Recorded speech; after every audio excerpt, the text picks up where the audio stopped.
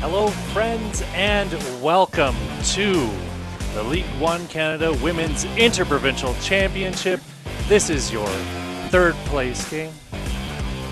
My name is Pierce Lang. I am joined here by League 1 Canada all-time leading scorer Jade Kovacevic. We're excited for today's action between NDC Ontario and the Calgary Blizzard women. Super excited to be here with you, Pierce, and we've got a beautiful day here in Hamilton at Tim Hortons Field. We're going to have some good competition on the field. I think it's going to be a battle for this bronze medal today. Yeah, it should be a very exciting game. Both these teams raring to go here, and we'll have all that action for you in just a moment. From Tim Hortons Field in Hamilton, Ontario, it is your League 1 Canada Women's Inter-Provincial Championship for 2024.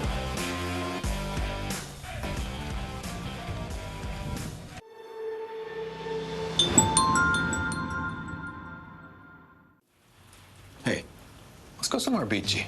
I don't like sand. What? What about Cancun sand? It's so soft. Or maybe Caribbean white sand. Sure. Ooh, Costa Rican sand. It's got Dolphins. Costa Rica, then? Yeah, Costa Rica. Good choice. It was all him.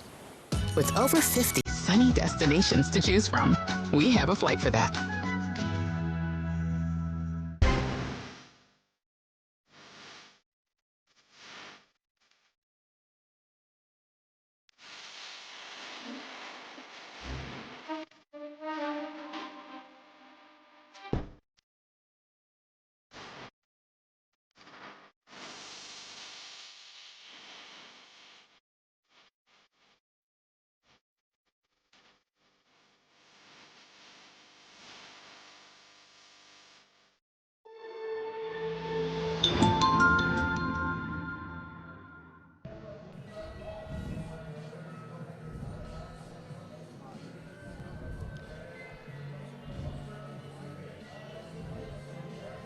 After two exciting semifinal games, we're left with our championship game that'll be kicking off at 3, but right now we're lining things up for this match between the NDC Ontario squad and the Calgary Blizzard. We're going to go down to the sidelines now and check in on Mackenzie Barlow, who's got a chance to talk to both of the coaches from NDC Ontario and the Calgary Blizzard. So we'll go to that right now and say hi to Mackenzie here. Team maintained a large part of the control and possession against Montreal. An unfortunate loss, of course, off of penalties. So how do you bounce back and look forward to a positive result today? Yeah, no, it's a new day. Our players are excited for today. And yeah, we're going to look to finish some of those chances that we created. I thought we played well. I thought we got into the final third well. And then hopefully today we can finish some of those opportunities. Yeah, to your point, you did play well, and you talked about that in your post-match press conference as well. What else will you look to replicate today to be successful? Yeah, I think just playing at tempo, having a little bit more speed, 1-2 touch, looking to find different avenues and channels to be able to play in. Now we know this Calgary side is also strong, so what do you anticipate they'll pose in terms of the challenges? No, yeah, Diago's a great coach. He always has his teams extremely organized, yeah, very structured, so yeah. They'll provide us some new challenges today, and we're excited to handle those. Melissa, thank you so much. Good luck today. Yeah, thank you. Thank you.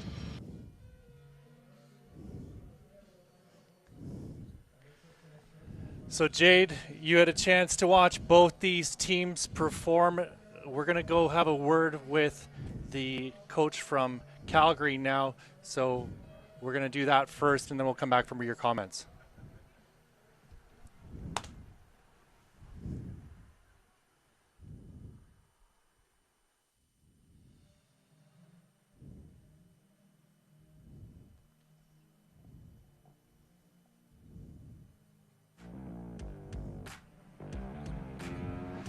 So we've got both our teams approaching the field today.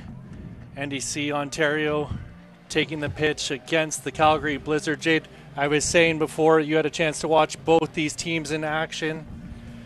What did you make of the game for Calgary? I thought Calgary, they showed up.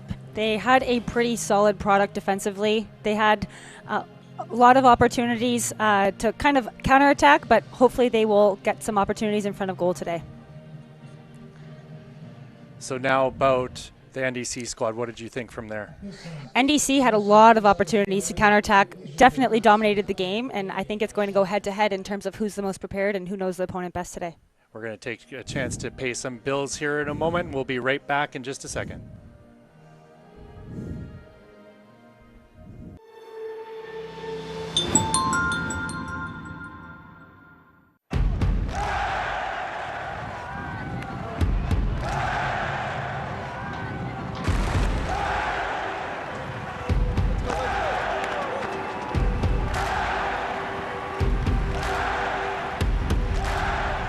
For a sport played with our feet, funny how lending a hand takes us further together.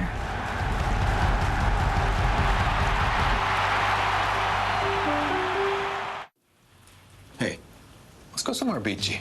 I don't like sand. What? What about Cancun sand? It's so soft. Or maybe Caribbean white sand. Sure. Ooh, Costa Rican sand. It's got Dolphins.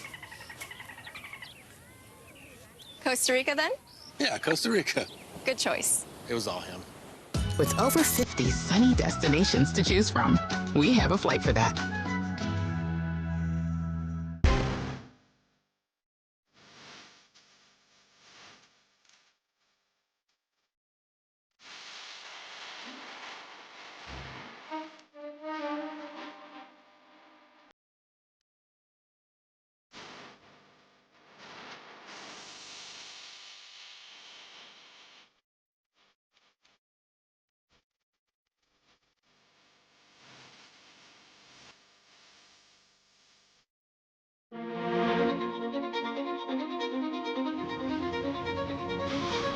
Do we really have any choice at all? Everyone has a choice, and every choice has a consequence. Which do you choose? Life's full of tough choices, isn't it? How do you choose?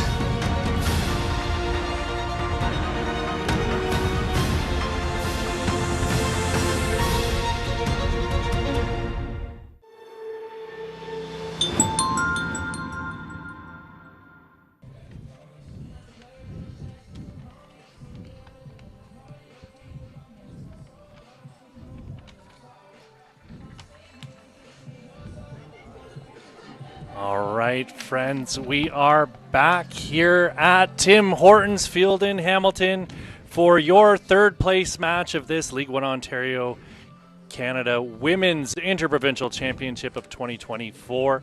Two teams who have worked so hard to get to this point in NDC in Ontario and the Calgary Blizzard. Jade, we were trying to get into a conversation there a few moments ago about these two sides. You had a chance to look at Calgary. Who impressed you from this Blizzard side? Somebody I really want to keep my eye on today is number 4, Rachel Barlow. She was dynamic, was probably the one main source of generating attacking opportunities for Calgary against the Whitecaps the other night on Friday. Somebody who's speedy with the ball at her feet, is looking to attack as quickly as possible, especially in transition moments. So I think she's going to be a very big outlet for Calgary today. Now the NDC Ontario girls are going to be feeling a little bit hard done by here. So we're going to have a look at their lineup and then talk to me a little bit about who impressed you from this side.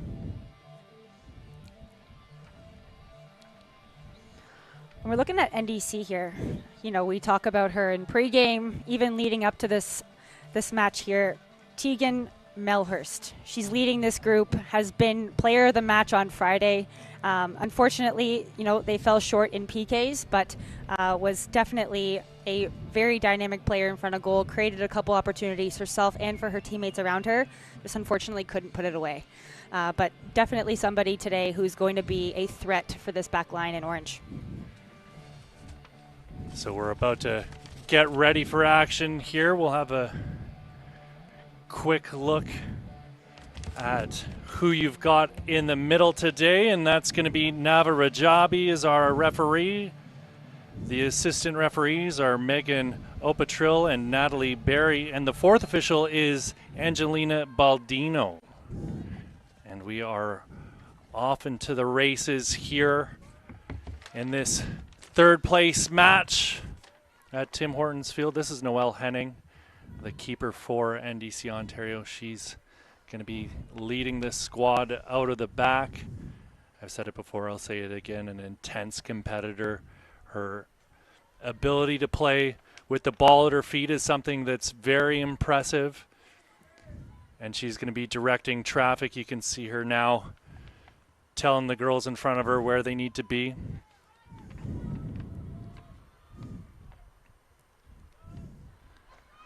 They're trying to get Gaynor involved here early, but it's turned over now, and Brooke Batty keeps the ball in on this near sideline.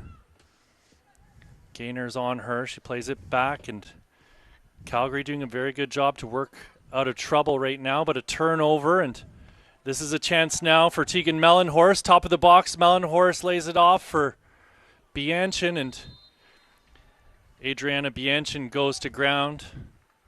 Bianchin just getting back into the lineup for NDC over the last couple weeks. She hurt her back coming back from the U20 or U17 World Cup qualifiers this spring, and then she's been dealing with shin splints all summer long, and finally back into the action. What are you hoping to see here on this first free kick of the game from NDC, Jade? Well, you know what? Being a couple yards outside the 18 here, I'd be looking to put it on target. This wall that keeper's setting up here, if they're giving her an inch of space, then, you know, the keeper's got to be ready to make that save. But yeah, I'd be looking to put that on target for sure this early.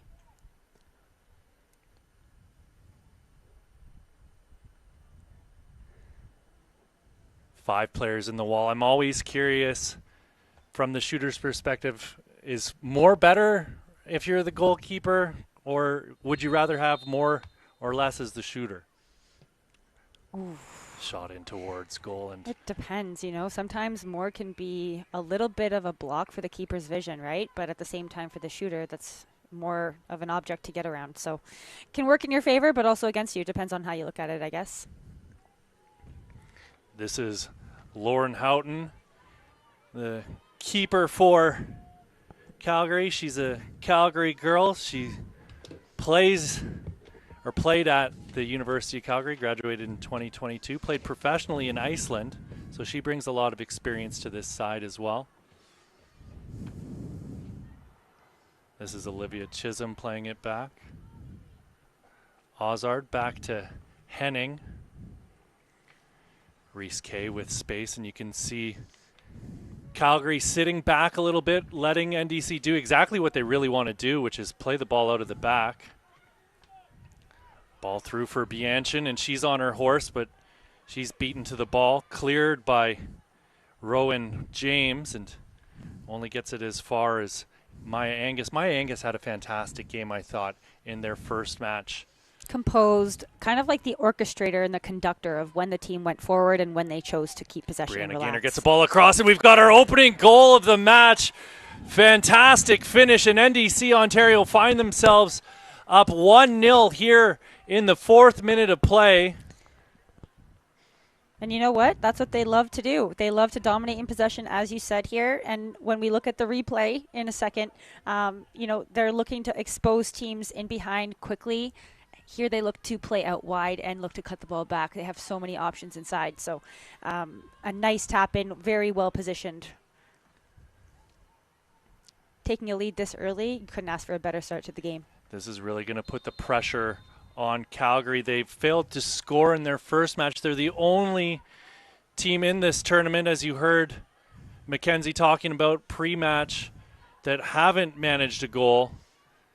We'll see how they deal with this pressure. Yeah, you know what? We're looking at Calgary and how they did in their season this year. Playing 12 matches, 7 wins, 3 losses, 2 ties. Of those games, they have 20 goals for. And so how they're going to find the back of the net today, they're going to have to be determined, look to go forward. When we talked to the coach before the game here, he was saying that he wanted to be a little bit more ambitious, especially in the final phase with sending and committing numbers forward. So if Calgary wants to get on the game sheet today, they're going to have to be a little bit more dangerous. We'll take a look at our CIBC spotlight right now, and that's Ainsley Phillips.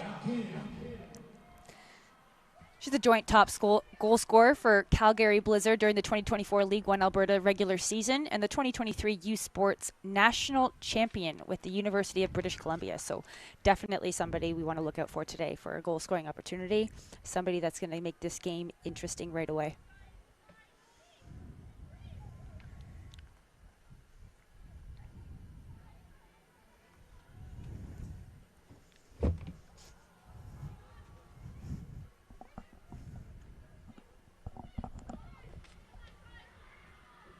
Chisholm getting the ball back to Henning, and they're going to reset here.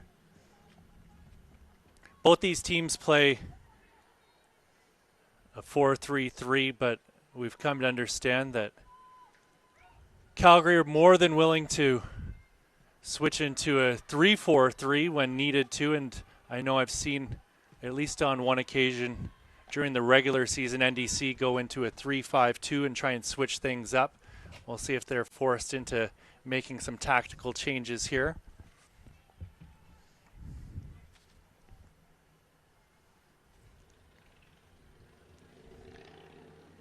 NDC wasting no time getting the ball back into play.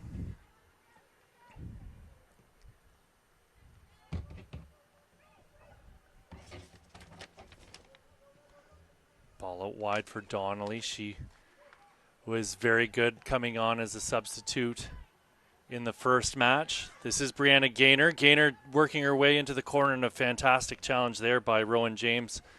And Gaynor gets the cross in, but it's dealt with easily by Houghton. It was Adriana Bianchin who got the goal. We were unsure.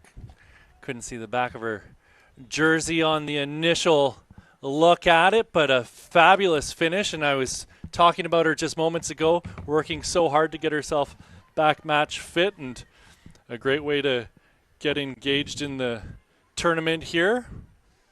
That's what we love to see, a good comeback story, a player that's put the time in to get her moment on the pitch, and she's definitely taking advantage of it. So love to see her step up. Ball into Bianchin again, and a chance coming, and a clearance is blocked by Mellenhorst, and it'll be a goal kick for NDC, or for the Calgary Blizzard.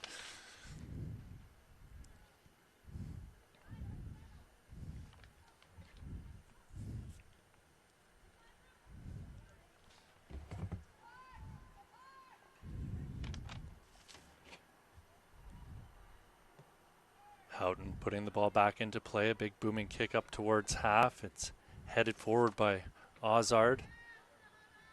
Chisholm causing problems in the middle, as we saw her do in that first game, and we've seen from her throughout the season in her substitute performances for NDC Ontario. Catherine Ozard getting it up the pitch, and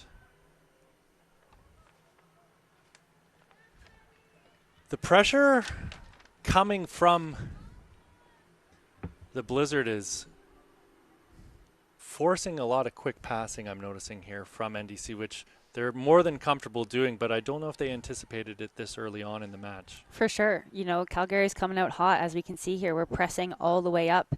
Unless, you know, we're giving them the opportunity to shift, then there's your moments when to sit back and let them have the ball. But as soon as they're entering, you know, zone 3 for Calgary, we got to be on our bikes and ready to attack and win that first or second ball.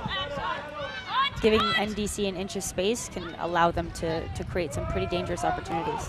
Calgary working a ball through the middle, and a shot towards goal from Rachel Barlow, and that's going to go right to Noelle Henning, and you can see how confident she is directing traffic back there with the ball at her feet. The modern goalkeeper. To that point, you know, she was the first one to step up in PKs, and she put it away, giving her team a little bit of extra confidence going into that shootout. So kudos to her. That takes some pretty big guts, and you don't always see the keeper stepping up first, so love to see that. Ainsley Phillips playing it back. Houghton getting involved. Lobbing a ball up towards half. Ozard's going to get to that with the header. Mellenhorst throwing her weight around there. the diminutive midfielder.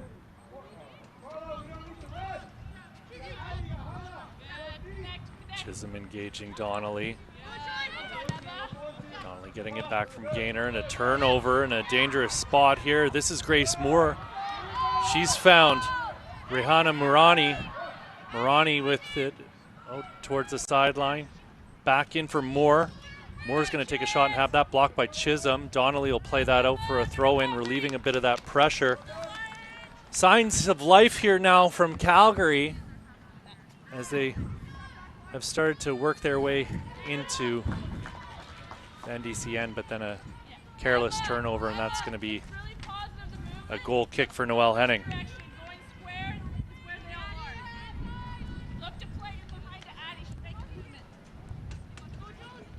So I've mentioned this before, and it bears repeating. I'm blessed to be joined here in the box by League One Canada all-time leading scorer Jade Kovacevic. We're going to have a fantastic panel at halftime with a couple of your comrades. Tell us a little bit about the ladies who will be joining us for that. That is so true, and I am so excited to get to watch that. So we have a handful of talent coming up at half. We have Chelsea Spencer, who's a former national team player, a female business owner who runs her own soccer clinic, which specializes in training small-sided and individually for girls, and April Syme, who is also starting her coaching journey, which is amazing to see. Such a stellar player who's been a very, very strong source for the growth and you know, some of the players that we've seen stick around and help influence some of the younger players come through League One. So April Syme is as well going to be on this panel alongside our sideline host, Mackenzie Barwell, who's also been seeing the game for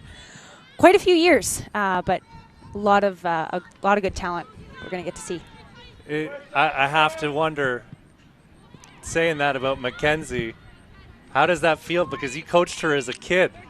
I did. Mackenzie and I go way back. I think our paths crossed in 2014, 2015 when she was playing for League One, reserves for FC London, and I had the pleasure of coaching her. She was a absolute magician in the middle of the field. So it's pretty cool that it's come full circle. Was that in your red hair era? Yeah, it might have been. It might have been.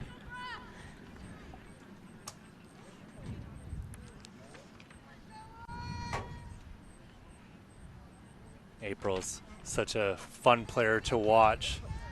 So dynamic in the midfield with that Woodbridge side. They've got to feel hard done by. Certainly, obviously, the age restrictions implemented this year were a big talking point with that Woodbridge side. They had a lot of fantastic talent. I look at someone like Kat Rogers or Nicole Mayu, who were a part of that side, and it's an interesting scenario having to account for all that experience with the under-23 and the under-19 rules that have come into place. But we would have to imagine that those were introduced with the potential or the opportunities that will be coming for players moving up to the NSL next year. Talk to me a little bit about what that means to you.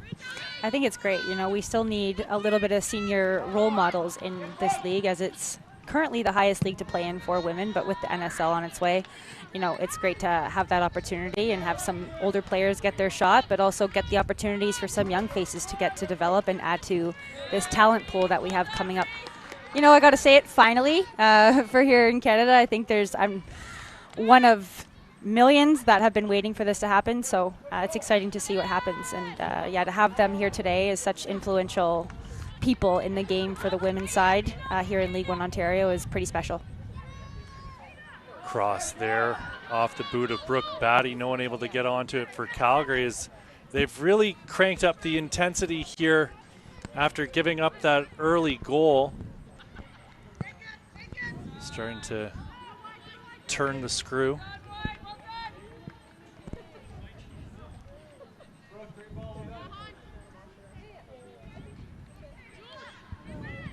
Mellenhorst getting the ball back to Angus, and Mellenhorst with it once more.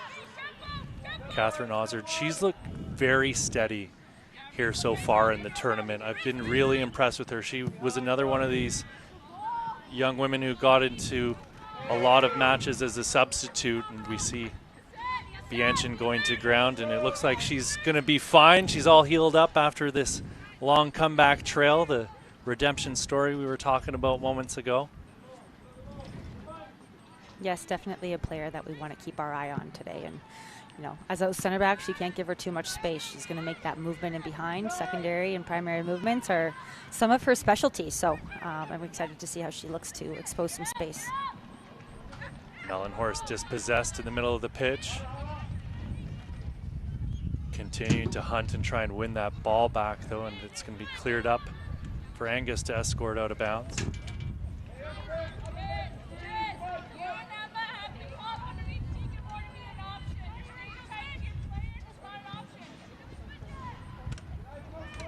Ozard. Henning with space. This is Riske. She stepped up and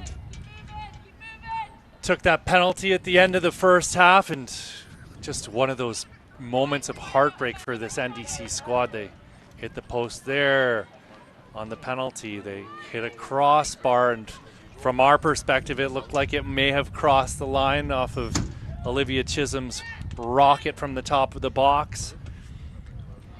Talk to me about just the feeling you would have in your position had you been out on the field for that game, to come up against a keeper who just stood on her head all game long for CSMRO, and then to have those balls go off the woodwork like they did, and then end up here when you dominated the game really and missing out on the final.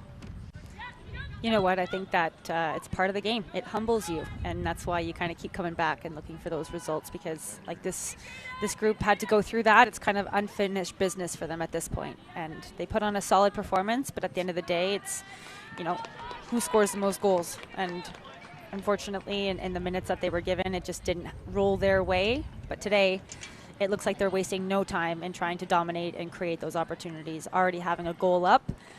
They're not looking to sit back and be comfortable. They're looking to continue to go forward and press and put Calgary on their heels as much as they can. So you can see it from the energy that they're showing on the pitch that, you know, they're coming with some relentless mindset to come away with a medal. This squad dealing with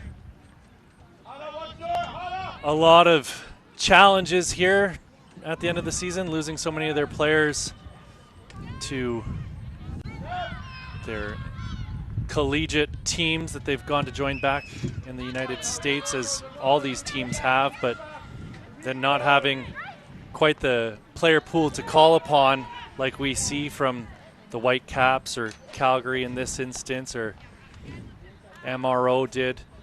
So a lot to put on their plate, and a lot of great learning experiences for them, and how they deal with that and how they've dealt with everything they have these last couple months. It only bodes well for them as long as they're dealing with it properly, right? Absolutely. You know what? And we said this before when we watched that first game on Friday, is we see so many new faces coming through the NDC squad, you know, especially from what we saw in season, specifically myself when I did play against them. As you mentioned, a lot of girls returning to school, but their identity on the field remains the same. They look to dominate in possession, take their opportunities when it's possible to counterattack. Unfortunately, in this case here, you know, you're not seeing some of those regular faces that we were recognizing during the season, but it's a great opportunity for some new young studs to come in and make their impact.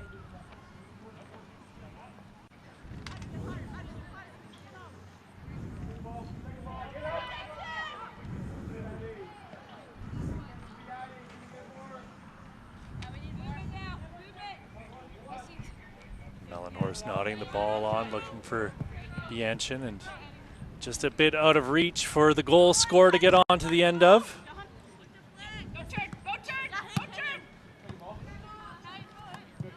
Gainer trying to bring the ball down between a couple Calgary players, and it's passed into the middle by Brooke Batty. Lovely little turn there by Ainsley Phillips. Rowan James going back to Houghton.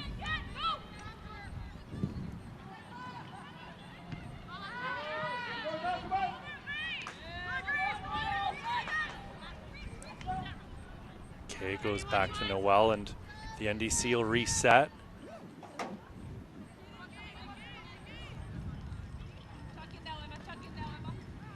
It looks as though NDC have moved more to playing with 3 in the back here by the looks of it. We kind of talked about that earlier on. They do have that flexibility that they've been working on throughout the season. I think that probably stems from how there came a time where our women's national team were playing the 4-3-3, and then all the development programs moved to 4-3-3, and then it just felt like everybody in League 1 Ontario and League 1 Canada started playing a 4-3-3 to emulate that. And I talked to a couple coaches the last couple of years who were playing against the NDC squad, and they said it's just very predictable. You know exactly what to expect from them. Bring it down the wing, swing it across, hope someone gets ahead to it, or there's a scramble in front of goal.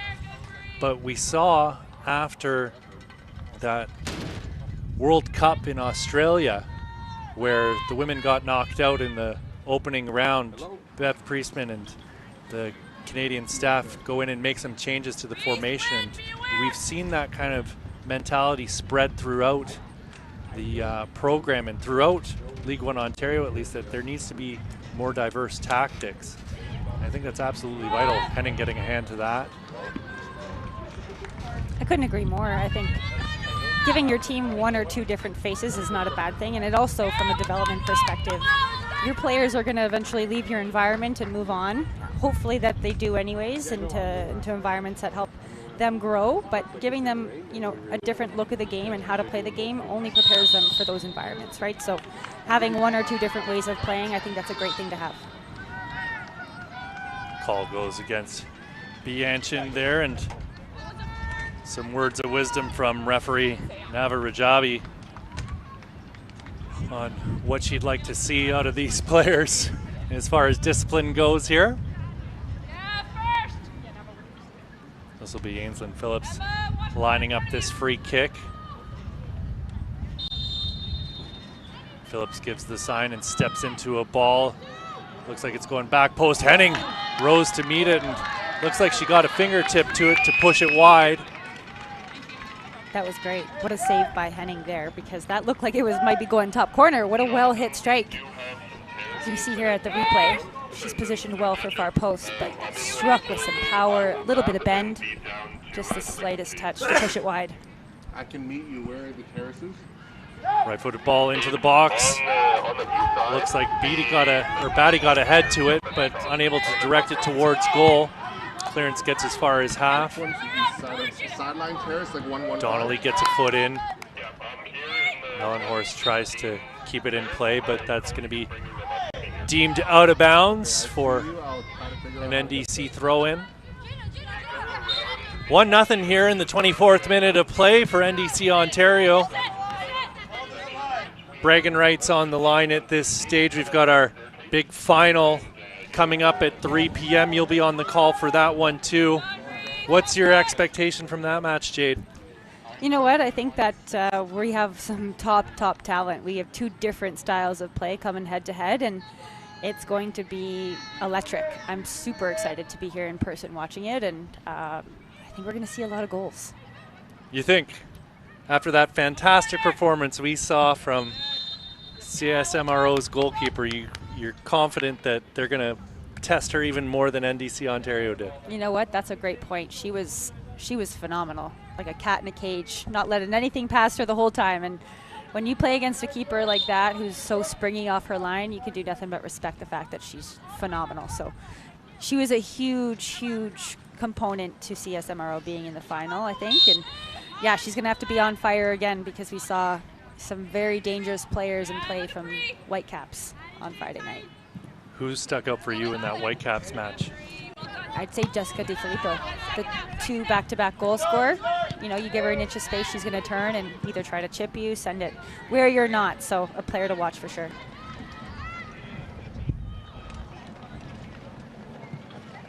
Calgary trying to work their way out of the back, but stopped in their tracks. Jada Shobro stepping up there to end that counterattack. Mellenhorst winning the ball back for NDC Ontario, and she has just been an absolute spark plug for this NDC squad. ground is Amaretta, and she'll win the free kick at about 25 yards out.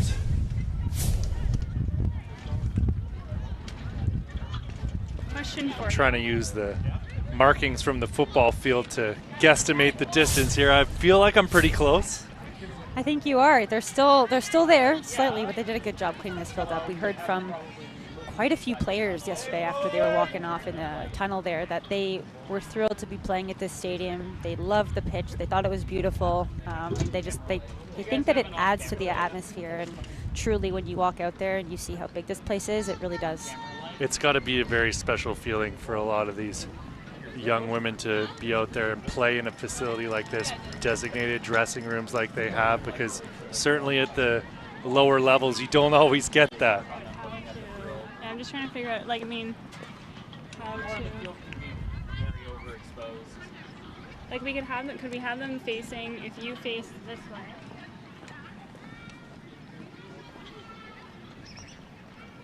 Melanor standing over the ball with Reese Kay. Looks like Reese Kay is lining up a shot from here. I wouldn't mind to see that. She does. Low ball blocked by the wall. Quick counter here. Addison White with it, and she's closed down quickly, and the ball is pushed out onto the wing for Shobara. In for Maya Angus. Angus is in the box, and Calgary able to clear their lines and get that out for a corner kick.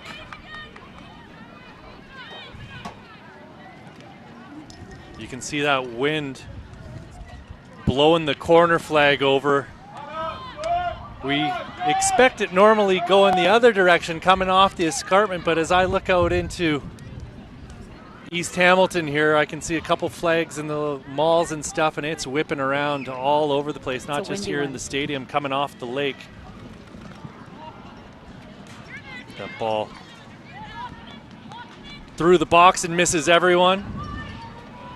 You definitely have to play that wind into the factor of the type of ball you're delivering, right? If it's going against you, maybe add a little bit of extra curve and keep it low so it doesn't hang in the air, but that one did sail right over. Unfortunately, we didn't have any numbers back post. We saw an Olympico here yesterday in the League 2 women's final, and then I was mentioning that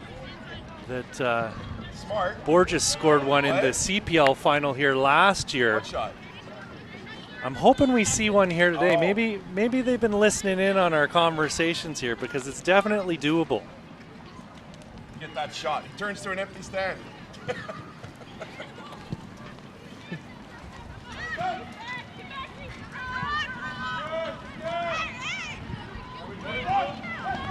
Ball popped up over the top, and we got a foot race on our hands here. NDC able to recover. Reese Kay playing it back to Noelle Henning. And the rain's starting to come down now. As if we weren't dealing with enough with that wind. The heavens have opened up, and we're being blessed with a little bit of high quality H2O. This is going to add a different element to this game. Now the ball is going to move a little bit quicker. It's going to slide on this turf. So, you know, you got to anticipate that with your movement and also with the weight of that pass, as we saw at that last play there. That was a perfectly passed ball right in behind their back line, just a little bit too heavy. Do you like playing in the rain, Jade? I always loved it. I do. I truly do. It adds a different element, and I feel like a little bit more intensity. You know? Maybe more you dramatic. test the keeper from a little further out. Maybe you try a pass from a spot into space where it's going to slide, like you said, gain a little speed. Very exciting.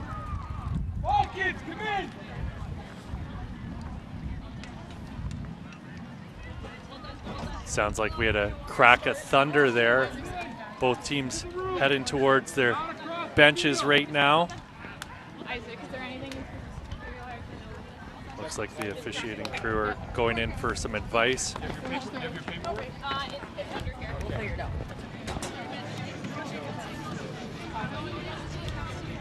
So we're gonna take a quick little break here as we deal with this lightning This rain's really starting to come down now. Doesn't look like it's easing up at all, and that lightning break will probably mean a significant delay here. So we're going to go pay a couple bills here in a moment, so join us when we come back with your League 1 Canada Inter-Provincial Championships for 2024.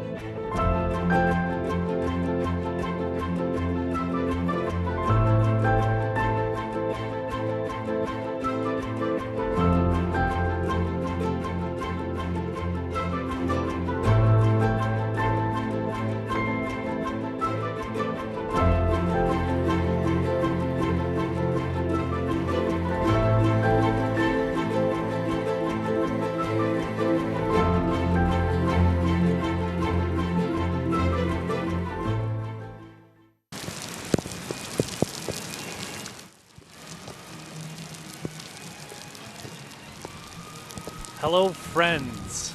We are here in Hamilton, and we mentioned it before we went to break here. The heavens have opened up, and it is absolutely pouring cats and dogs right now. Jade, there was a strike of lightning. That means we're going to have to take a half-hour break. Talk to me a little bit about what you liked so far in this match. We've played 30 minutes of it. Who's impressed you so far? You know what? I think both sides have a different face, like we said at the beginning, right? And NDC looking to dominate in possession, have control, pick and choose when they attack, when they choose to shift. But we also saw a little bit of flair from Calgary as well when they did win the ball. They joined with numbers like the coach asked for it, you know, when we spoke to him in the pregame. So it could have went either way with just a little bit more time. Unfortunately, that lightning came in. Like I mentioned, the water and the rain adds a little bit of a different element to the turf, so we could have seen some different outlets. But this rain is definitely coming down heavy. We can hear it all the way up here, and you know what? It looks like it's going to get a little bit maybe worse. Hopefully not, but hopefully not is right. We were really getting into the action. You can see the flags whipping in the wind here. And from our vantage point, the rain's coming in all directions, really. This is pretty intense. We should have known something was up when that wind was blowing in off the lake instead of coming down from the escarpment. And there's not much you can do in an instance like this. Have you ever had to deal with a big rain delay like this, Jade? Of course, it's part of the game, right? And this time now that teams have to sit down and wait 30 minutes, hopefully no more than that, for this game to pass, mindset is crucial. Making sure that the players are still focused. They're going in talking about what they liked, what they didn't like, how they can maybe look a little different as they approach the last half or last part of this half. You know, the down portion of this is that momentum can drop, and that rest portion can really hurt a team. So hopefully we don't see that coming up. Yeah, it's funny. I did the commentary for your former club, FC London, last year when they played this NDC squad, and they had 3 or 4 lightning breaks. And so I have to imagine that they're kind of getting used to this by now, or at least they've got a bit of experience in playing a big match. And it looks like we just had another lightning strike here behind us. So that'll re-up the 30 minutes if my math serves me correctly, and you can hear the thunder rolling in the background there. Really unfortunate that we've had this sudden delay as this rain continues to batter the pitch right now. What do you do in a time like this when you know you've got a half an hour to sit around in the dressing room, Jake? I'm zoned in. You know, I'm talking with my teammates, listening to what they have to say, taking all in as much information as I can, and just, you know, picturing what I'm going to do next, staying in that zone. I know we're going to have to look for something to do here for the next half hour, so we're going to probably watch some cartoons up here in the box, or maybe some highlights from around the CPL, but for now, we're going to leave you guys with some alternative programming to keep you entertained, because I'm sure you're sick of hearing my voice. I know I am. So we're going to go to that here in just a moment. We'll be back with all your action once this lightning delay is over. So thank you for joining us, and we'll be back as soon as we can with your League 1 Canada Women's Inter-Provincial Championship for 2024.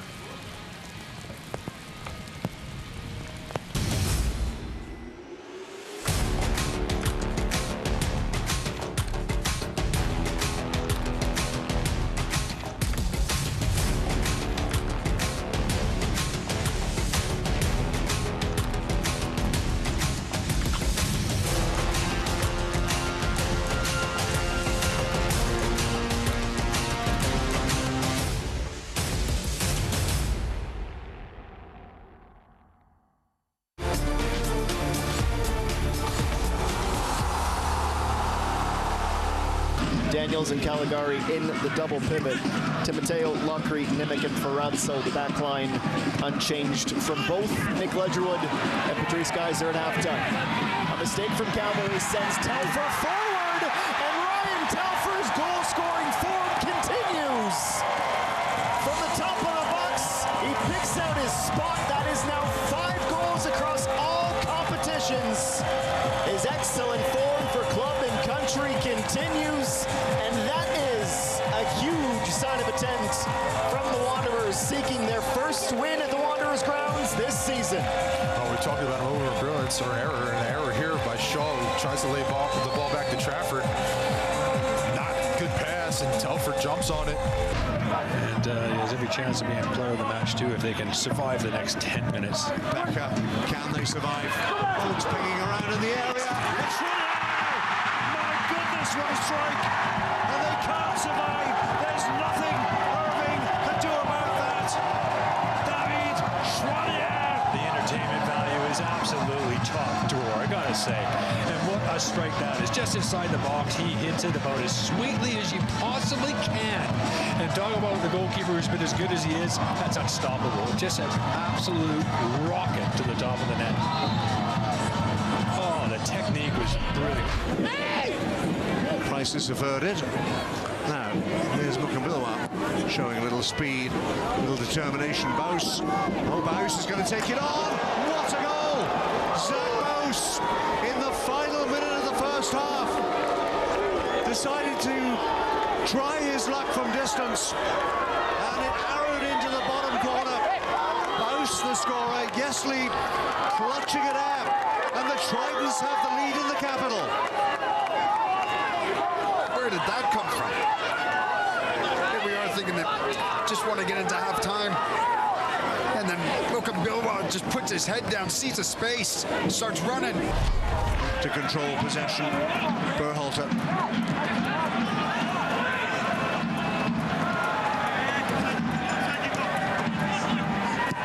Border into the area, it goes, and it is the opening goal, and Gasov couldn't get there this time. And Ryan Gold flicks it into the corner, and just before the hour mark, the Whitecaps have their lead. Lawrence.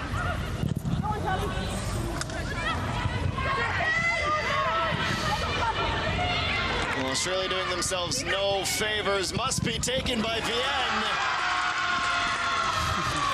Right outside the goal area, you hear the Canadian roar. I think it's a roar for Gabby Carl. I mean, well done on her to find Vienne. Great finish by Vienne. I mean, what a nice moment for Gabby Carl there.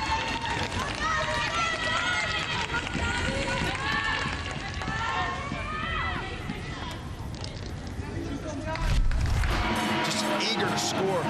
Watch for him here. Borges into the 6. Poku and Olami-Bello are both there. Gazdov again. On target. Jensen going to try and drop it in to the near post. Lamont. It's a scramble. Poku. This one will stand. Kwesi's got a brace. Kwesi's on absolute flames.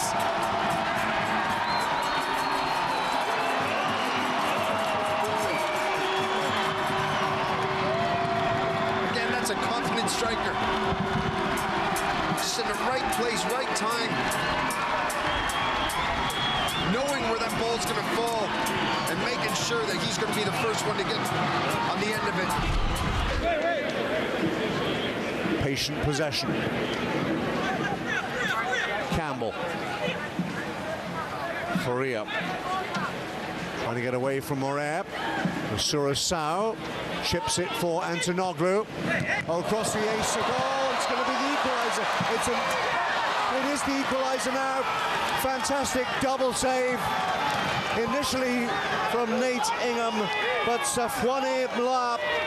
That's just Fowler just dictating the game. Controlling the ball, great little ball over top. First time pass into the box for Swivel. Great save by Ingham. Ingham gets up again. This is where he needs his defenders to come in and help him. Mala in a great place, in the right place at the right time. Puts it in the back of the net. Less than 5 minutes before stoppage time. Assistant referee marching the Atletico Ottawa defender one step back. He was anticipating the short ball for Babuli, mixing it up a little bit, York United. Guzman into the mix of Guzman, and oh, is that off of Del Campo? Anakubi celebrates as if it's his goal. Either way, it's an equalizer late in the first half. Exceptional. From Jorge Guzman into a dangerous area, Anakubi looks triumphant. It would be his first of the season if it's his. Either way, we're all knotted up at a goal apiece. Malcolm Duncan, who has hardly come off the field for Forge this season. His 11th start and 15th match played, and if you're keeping track, that's all of them for Forge. This is Chouanière leading Poku forward, and he's going to squeak that past Jan Fillion.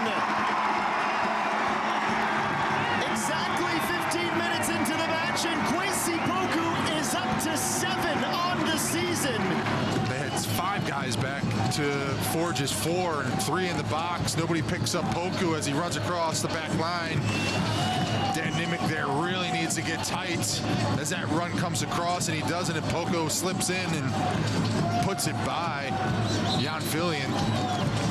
Chouanière does a really good job of picking out that space. Jensen, and they're struggling to get it clear again. Badibanga just holding it up. Did he get fouled? Referee says get up to the Belgium.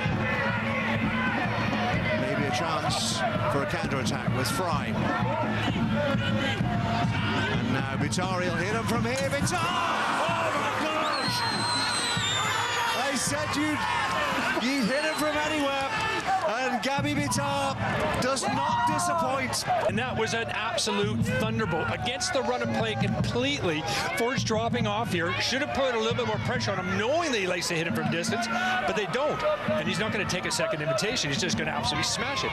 Keeper has no chance. Absolutely brilliant. Brought us off our feet in here in the booth. Absolutely fantastic goal. Season long loan from CF Montreal. Bitar. Would you believe it? Gabby Bitar in stoppage time. No pressure. And then he plays it inside. Now he's under all sorts of pressure. That's great press from Vancouver. And they cough it up right on the top of the box. And they make them pay. Absolutely infuriating if you're actually Forge. It was unnecessary. Shaw was closing in. Find a way. He's sure he was pulled back. I think he might have had a case. Referee, was that a handball from Shaw? On we go. Gutierrez, tug of the shirt. Vasilevsky looking to turn. Fraser Ed scores. Fraser Ed took it in stride and smashed it into the top of the net. Ed has his third goal of the season, and the Cavs lead in Winnipeg by a 0-0. Fraser Air gets himself forward, gives the attempt almost like he's shaping up for a cross, and leathers it past Viscosi.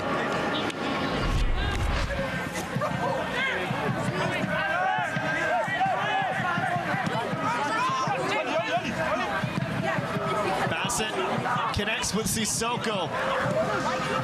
Tabla spins, loses possession, but gets it back from Norman, and Balu Tabla has opened the scoring. Opportunity here as the ball gets into him and gets away from him to continue the press, and he goes in hard and just continues to press on and is able to win it back and just flick it over Callum Irving. But you're right, the ball in to Sissoko, great skill to hold it up, and he is able to hold off David Norman Jr., bump him off, and some good composure to flip it over the shoulder of Callum Irving. So big chance potentially for York United. Mobabuli will try and curl it over the wall and into the top of that net. That little gap between the wall there would worry me a little bit if I was Carducci. He's done it. He's done it. Mobabuli celebrates with the bench. How many more times are we going to see Babuli weave his magic? He was close in, but he managed to get it over the wall into the top of the net. Carducci is beaten, and the Nine Stripes have the lead at Spruce Meadows. Too slow to make a decision. Swivel says thank you very much and steals it away. Excellent pass, and it looks like the run delay just right in time. Antonoglu for Sean Hundal. That's class from Valor.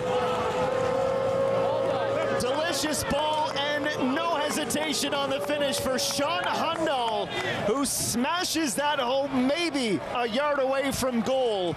It's been growing. Valor have been buzzing, and now the Winnipeggers have a lead. You could hear a pin drop in the stadium, but I said it earlier, that space behind Halifax, their back line, that's letting they expose. But what a ball by Antonoglu. No hurry for Valor. Now, can Antonoglu find the right delivery? Left-footed pace curl. There's the curl on it, and that's the second goal. And Frankie Fascineri has found the back of the net, and at the three-quarter point of the game, Fascineri and Twardick just muscling each other here. Fascineri gets it better at Twardick, makes great contact, just guides it back across goal into the far corner. Wonderful finish. It's a good battle between the two, but Fascineri comes out on top. Well, Yorker in there 3-5-2. It looks more like a 4-3-3 for Atletico Ottawa today. very close to their first team if it's not that. Oh, an awkward bounce, Ingham! He was drifting right, and the turf monster gets a huge helper on Ron Cordova's long-range strike. Two unanswered, they have flipped the script to now lead the match. York United through one, Cordova take the advantage.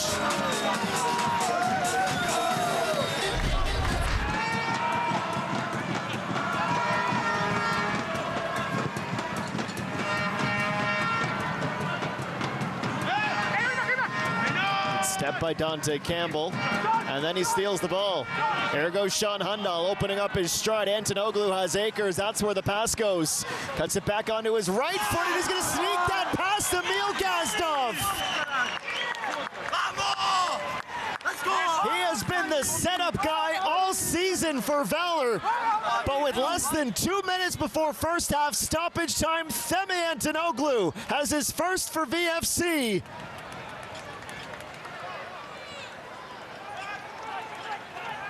You got to give credit to Sean Hundal here. Just driving forward, taking the space. Knows he's got a man on him, uses his body well. Slips in Antonoglu. Jensen over the ball. Baddy Banga to his left. More organisation, quick free kick. Baddy Banga trying to chip one to the far post. And they've got it. They've got it. Balego at the far post. And Baddy Banga's cross. Yeah, Irving's not happy because really we've seen this happen on both sides. They're not really closing down that quickly, and that ball was really floated into a dangerous spot.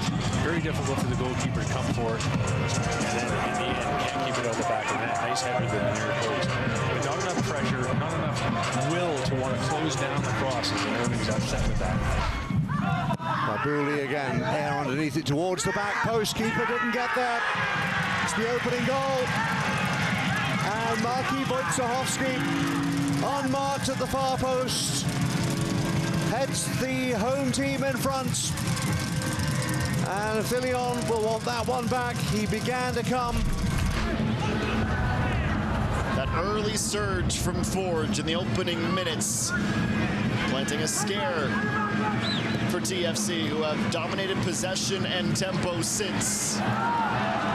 This is Baddy Banga, and he's going to try and catch Gavrin out. Baddy Banga! He goes ballistic, and Forge lead in the semifinal. Oh my goodness, Baddy Banga! Lots of space in midfield. He picks his head up and sees Luka Gavron off his line. Takes the opportunity and puts it in.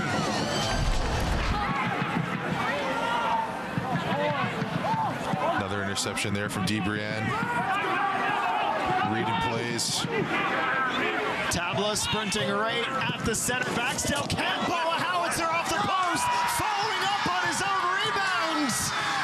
Ruben Del Campo has made it 2-0 for Atletico Ottawa. Blasted this ball. And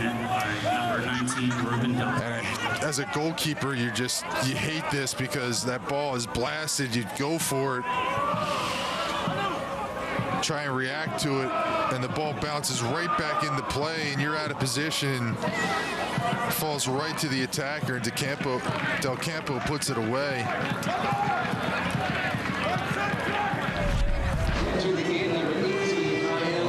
Just 20 years of age, came through the CF Montreal Academy in his younger days. Right, trying to bulldoze his way through. Still right, and there's the second goal. And they have sealed it in the last 10 minutes. And Shola Gimo, remember the name, remember the date.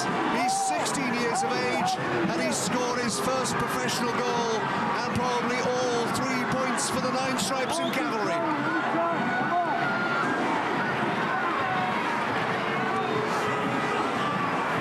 That is brilliant, absolutely brilliant. Look at the players all surrounding him. That is fun. 16 years of age, but Brian White, right? How about good was that on the touchline? 3 or 4 players surrounding him. He manages to get through them all and deliver an absolute pinpoint cross over. And look at Mora, the coach there too. How happy is he for the 16-year-old to come on and score? Antonoglu celebrates that block like he celebrated the goal. Valor scored. Halifax now from the corner. It's a deep ball. Sits down and Nimick. Gagnon-Lapore can't find a way through a sea of bodies, but you know who can? Mr. Cal Lockery. The only man with his eyes on the ball picks it out of the crowd and smashes it into the corner.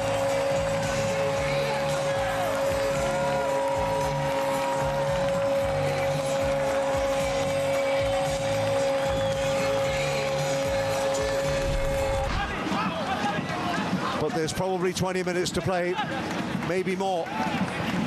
When you add on the stoppage time, Salter into the area, Del Campo!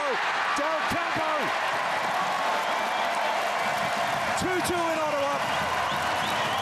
And the Swiss striker, it's delicious from Del Campo. Gonzalez wants from his team. Look, it's a quick throw-in from Molly Bassett. Just plays it behind for Salter. Salter just cuts it back, puts it in a good area. Del Campo, the first one to react, just plays into that near post. Viscozi's got no chance trying to save that.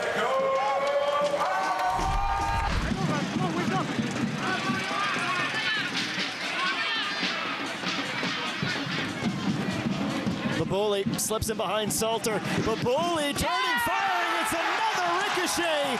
This time off an Ottawa defender.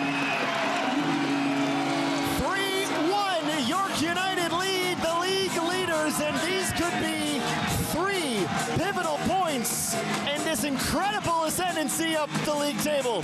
The 9 Stripes, through their captain, are comfortably in front.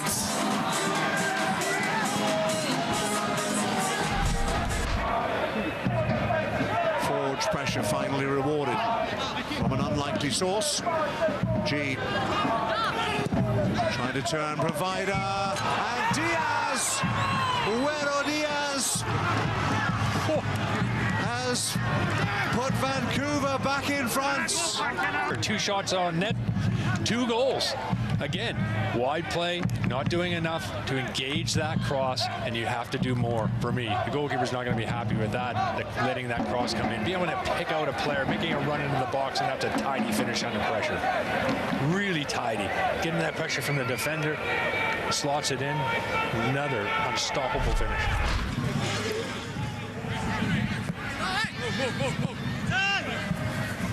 Mabuli helps it forward.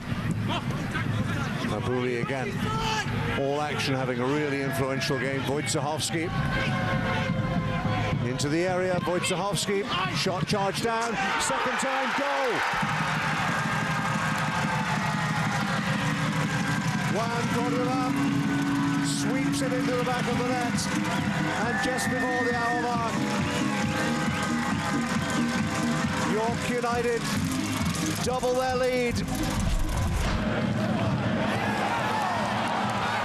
Oh, he's going to have to be big. Forger, hungry, Poku! It's 2!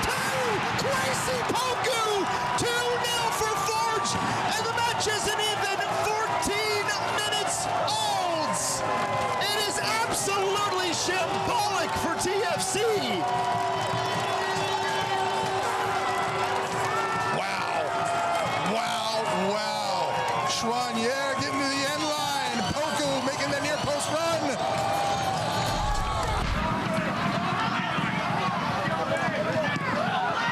Well, it's a mistake for Vancouver, and Ottawa move ahead with numbers. Sam Salter from outside the box. Great fake and a great take. 2024 CPL season is really doing a number to the side that has been so difficult to beat at home in Vancouver. Vancouver pushing numbers forward and give the ball away, and Vancouver goes on the counterattack. And you get spun by Salter here. Can't close it down, and unfortunately, Callum Irving, who's been so good for this team this year, will want that one back. It just slips underneath him to his left. He's just got to belt it forward. Well, he rolls it out for Trafford, but surely there isn't time now. Will the referee allow Calgary one more sight of goal? Not like that. Boteo forward with purpose. Wojciechowski had to check his run, or he'd have been offside. Helped forward, Wojciechowski trying to get in behind. Wojciechowski's going to score the death. Toby Wojciechowski has his goal, but it's not going to make a difference, I fancy. Calgary back in the game as the foot soldiers celebrate. The team has been playing recently at home. There were some expletives. He mentioned that he had friends and family in the stands who were paying money to support this club, and the performance that they were offered was not up to par. They're absolutely in this match, but we'll have a lot to do. How about an early goal, Craig Forrest? That will set Ben Fisk off. It's Mobile Bully 48 seconds into the half. That is exactly the wrong start for Vancouver as York United and Mobile Bully continue to score goals for fun. We sung the praises of Max Ferrari at halftime. How's that for some service? Oh, it was absolutely brilliant, and Babuli does really well getting on the end of it. You don't normally see him come in late into the box for headers. Back on the edge of the final third, Volling and Camargo. It's been a nice little combination for Cavalry on this right side through the 11 minutes we've played in the second term.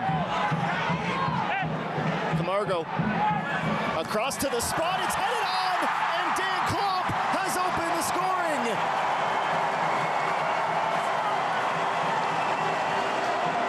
It has taken him 15 matches nearly, but Dan Klopp is finally on the board. Cavalry's Iron Man, who has not stepped off the pitch this season, gets one that Cavalry will hope has burst the dam. Vincenzini bravely out against Ruben Del Campo. Cordova. He slipped by two, and he gets a bit of luck as that goes off from DeBrienne. Flicking it ahead. Guzman across. Brian Wright! Salt in the wounds as Ruben Del Campo has lost his Golden Boot lead.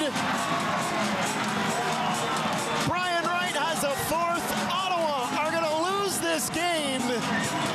Look out for York United, who are now just 2 points off the top of the league. Irving barking out the instructions to his defenders as Becker delivers towards the back post. Looking for Pala. Deflection. Goal. Pala will claim it. Took a big, juicy deflection. But the Mexican celebrates. Well, it was really nicely taken, but he has way too much time. Look at how much time he has on the top of the box to take a touch, line it up, drive it toward the dangerous area, cross the goalkeeper, and it takes a massive deflection. But good things happen when you get balls into the right areas. Well done, good technique, big, massive deflection that Irving has no chance with. But I would question Vancouver and just their whole setup there. It was just all wrong. Drifts into these little pockets. As soon as he does get it, he looks to turn and get at players. Justified his inclusion, and Telfer in behind here. Ryan Telfer, and it's going to be a goal back.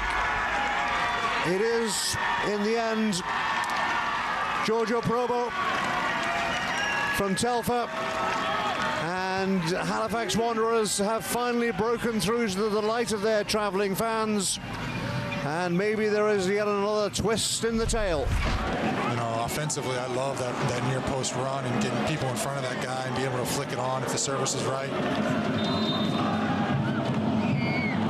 Insigne once more. Bodies all over the floor. It's drilled in. Colombo takes flight.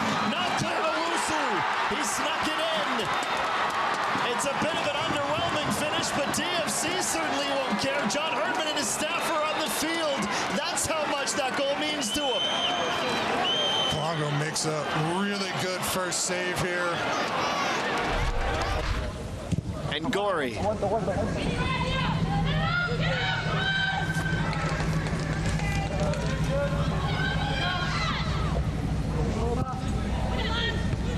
It's a good route from Lacasse off the defender's head, and will settle for her. So the cast towards the penalty spot and dribbles in front of Arnold, who puts her hand up to say, my bad. Quite honestly, both goals coming from ones that the keepers would have to do better on in the Olympics, but that's a nice welcome back gift for Nichelle Prince, who scores a Nichelle Prince goal using her speed and utter desire to get into a good spot. She's fortunate, but makes no mistake from in close.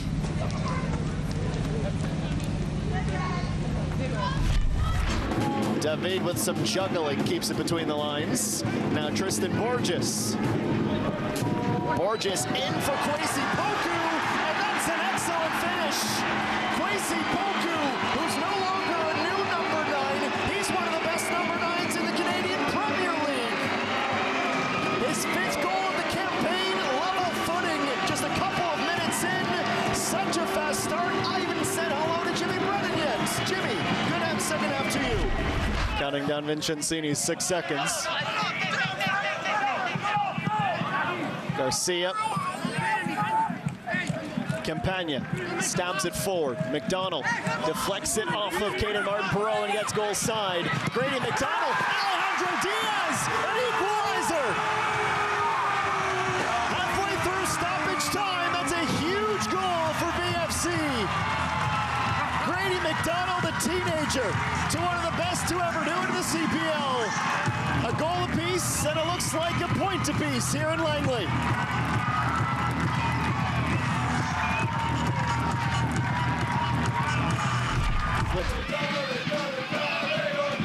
With only one touch too many, Sissoko takes it away. Sissoko, Tabla, room for Bassett down the left side, and Aparicio runs into the box. Bassett lines up a shot and drops an absolute missile. Ollie Bassett in front of the raucous traveling support. The Atleti supporters have made the trip from Ottawa, are elated. That's probably your goal of the month, Jimmy Brennan, and one of the sweetest strikes we've seen this season. What a strike that was from Ollie Bassett. You've got to give credit as well to Manny Aparicio, just making that run across Bassett. So far this season. Now Gutierrez, and you across, but Gutierrez continues real problems here. They've walked it in. They've walked it in for the opening goal. And Cavalry lead in Langley by a goal to nil.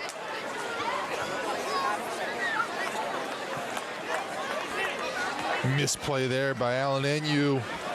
Allows Gutierrez to pick up the ball. But again, the combination on the right-hand side. There.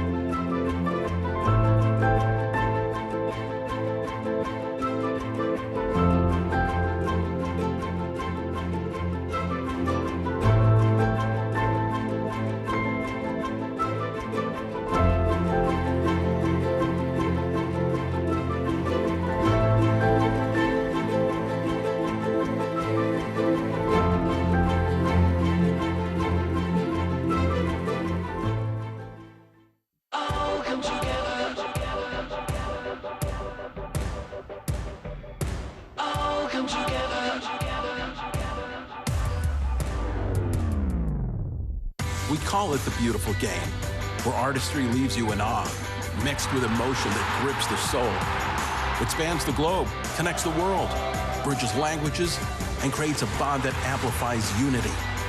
We share this beautiful country, where majesty is found in height of rock, expanse of plain, and vastness of sea. It is a place where cold does not dampen the intensity of the game, and soccer from around the world is adopted and celebrated. No words, man, no words. Dreams come true.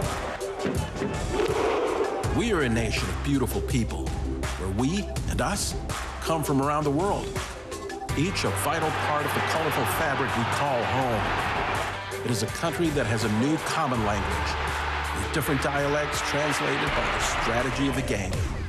We are witness to beautiful goals, where unbelievable cannot begin to describe what we just saw, and where the unimaginable becomes attainable. It is where pride comes to life on the pitch, respect has been earned, and credibility has been conceived by commitment to the game. This is where passion for one game is paramount. This is where the love for one game is undeniable. This is where one game, and one game only, is found on One Soccer.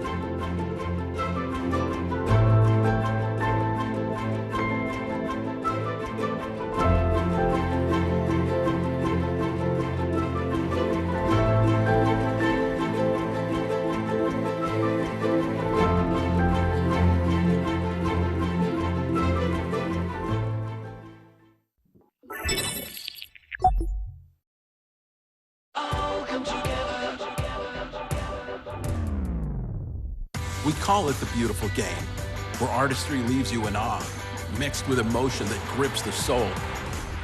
We are witness to beautiful goals, where unbelievable cannot begin to describe what we just saw. It is where pride comes to life on the pitch. Respect has been earned. This is where one game is found on One Soccer.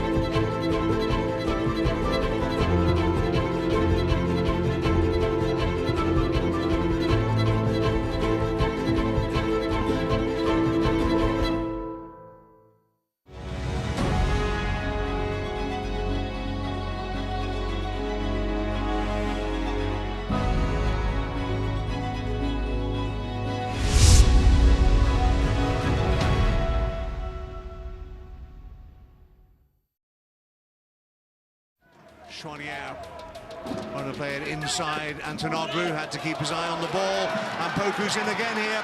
Poku off the bar and in.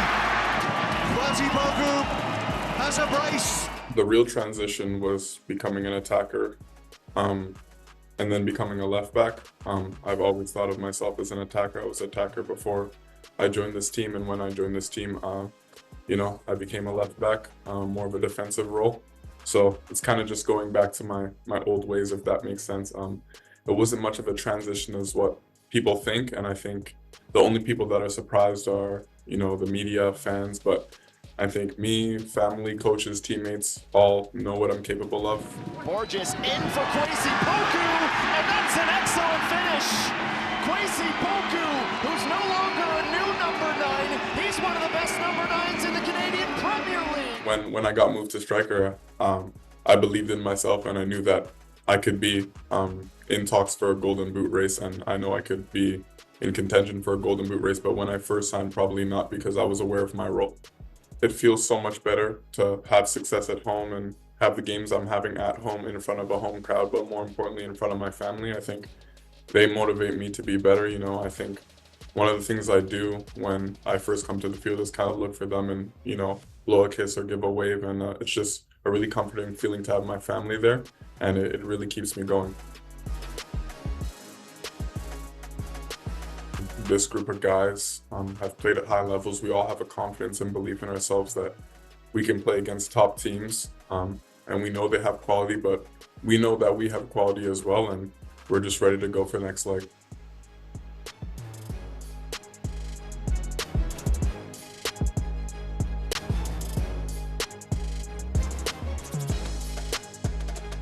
One piece of advice that I got this season was to play without fear. Just do what comes to your mind, and if it works, it works. If it doesn't, it doesn't. Just to have that freedom to play to my strengths, to play to my best abilities. I think That was the best advice I heard this year. You can't think twice. The first finish that comes to your head, I think that's what you should do. You should play with confidence. I think when you second guess yourself, that's when you can run into, making a mistake or doing the wrong finish or hitting it over the bar. I like to do what comes to my head first. I think I like to act on instinct, and it's been working so far.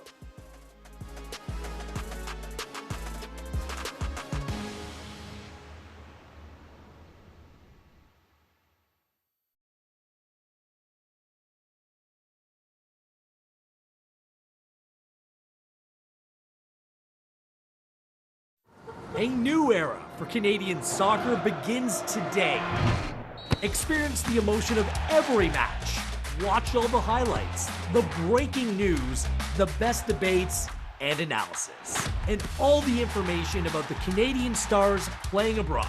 Get access to the best of Canadian soccer from any device. Join the new dawn of an unstoppable game.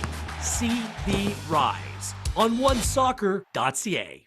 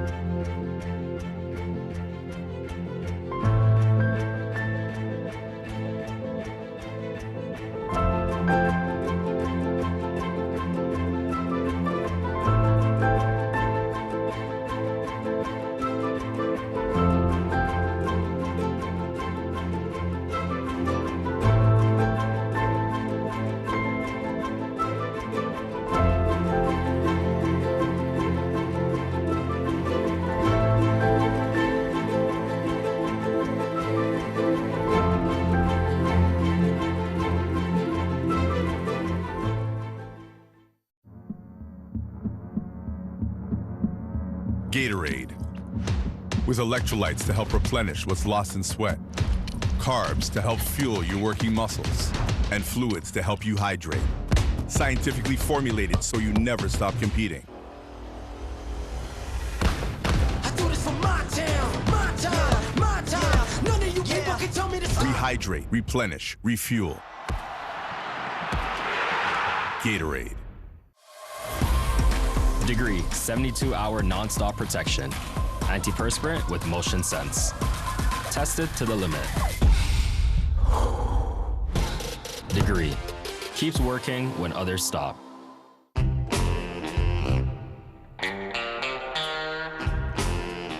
This ultimate mouth-watering moment is brought to you by the big, bold, ultimate taste of Ultimate Chicken Hot Dogs, only from Maple Lodge Farms.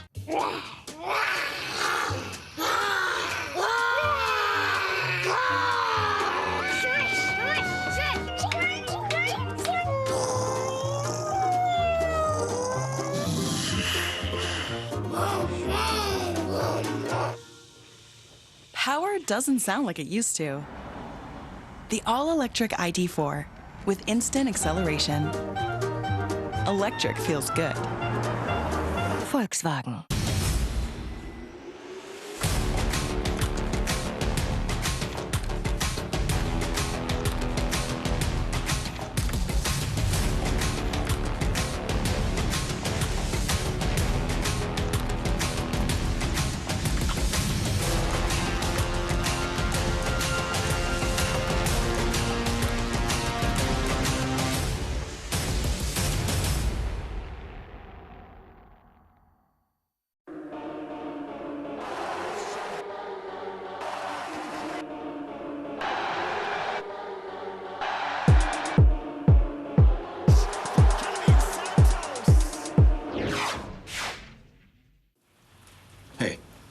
Go somewhere beachy. I don't like sand. What? What about Cancun sand? It's so soft. Or maybe Caribbean white sand. Sure. Ooh, Costa Rican sand. It's got dolphins. Costa Rica, then? Yeah, Costa Rica. Good choice. It was all him. With over 50 sunny destinations to choose from, we have a flight for that. Degree, 72-hour non-stop protection. Antiperspirant with motion sense. Tested to the limit. Degree, keeps working when others stop.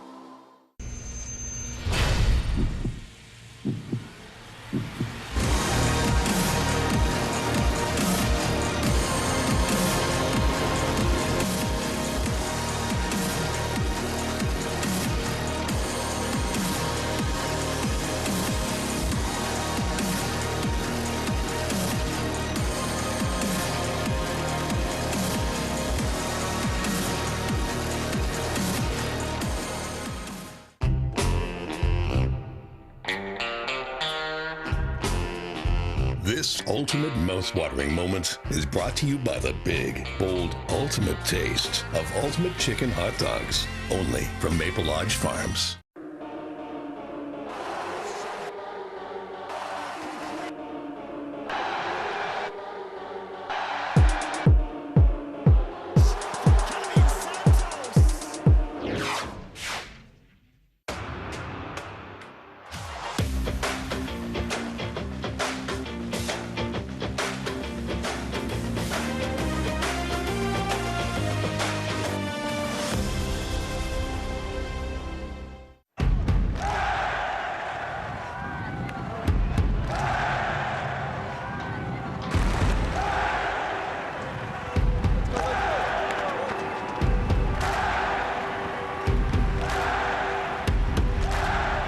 For sport, played with our feet. Funny how lending a hand takes us further together.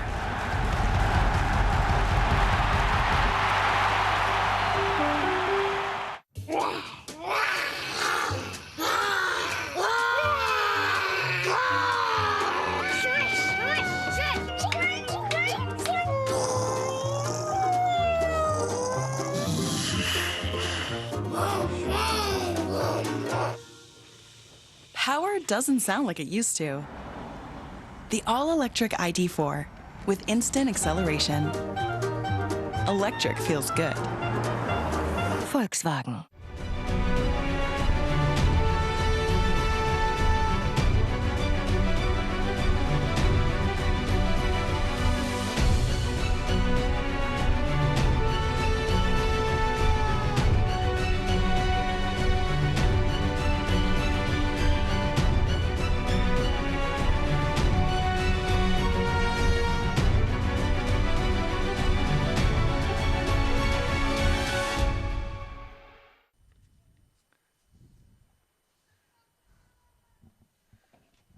Hello and welcome back to your League One Canada Inter-Provincial Championship. This is your third place game between NDC Ontario and the Calgary Blizzard. NDC leading currently 1-0. We're back from a bit of a rain delay. We had some lightning strike in the first half. Jay, talk to me a little bit about what you saw in that half, and we do apologize for not being able to bring you the full 45. We were having some technical difficulties due to that lightning. But Jade, what did you think? Yeah, you know what? We saw some great play, some great dominance from NDC in possession. Also, though, we saw a little bit of a bite back from Calgary.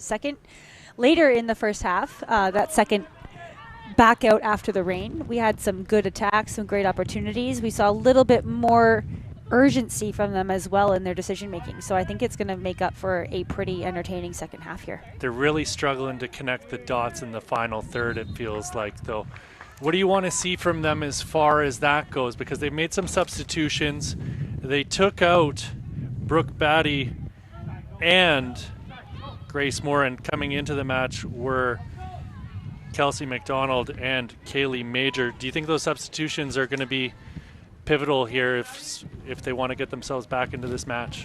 Absolutely. Nothing like fresh legs to come in and give us a different look in terms of how we want to play, how we want to attack. Now that we're later into the second half here, we're a goal down. I'm thinking I'm Calgary. I want to come back. I want to make an impact. So how are we going to do that? Some fresh legs. So let's see what we got from Kaylee Major specifically here. I think coming into the midfield, she's going to create some fun things for us. And that's what we're looking for, a little bit of fun after the rain delay. we were talking about how you're sitting in that locker room waiting out the half hour. Oh, here's a chance for Bianchin as she goes up to meet that ball, and she goes to ground. Call going to go against her for the high boot. How do you keep yourself occupied in that 30-minute break, Jade? You were saying that you look over notes, you talk to the coaches. You ever have anybody to sit there and be like, hey, you need to stop having a dance party here and focus? Because I know I'd be the dance party person. We definitely have those energies in the room that are kind of the motivators and to get that energy going for sure, but they're really good at that. And for me, myself, I love to hear my teammates talk and hear their ideas, their perspectives of what they see. Maybe throw in a couple things myself, but really just start to visualize how I'm going to go out after this delay and come in and impact the game. Kittleson getting the ball forward for Barlow. Cleared there by Reese Kay all the way back to Houghton. Houghton with time. Bianchin closing her down, and Houghton will scoop that one up off the carpet and then puts it down immediately as soon as Bianchin leaves her alone. Ball out wide for Hedges. Hedges chased out by Maya Angus. Adriana Bianchin, we talked about her in the first half, getting the lone goal in this match, a redemption story, coming back from a long time out this season after the U17 World Cup qualifiers, where we talked about how hard done by this NDC squad were, having that ball go off the crossbar. We all thought it went in. The refs called it off, and they had something similar happen in those qualifiers against Mexico and ended up getting knocked out of that tournament. They're dealing with it well, though, here. They're dealing with all the adversity that they've been facing, and they've got the lead today. Free kick coming here for the Calgary Blizzard. Ball lofted high into the box. Ozard getting ahead to it.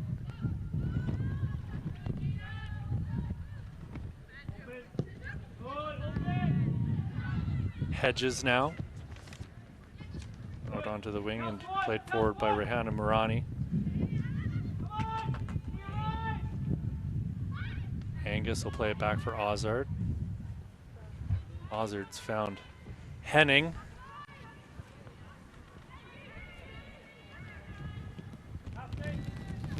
This is Donnelly. Donnelly trying to get herself out of trouble, and she'll win the call for NDC Ontario.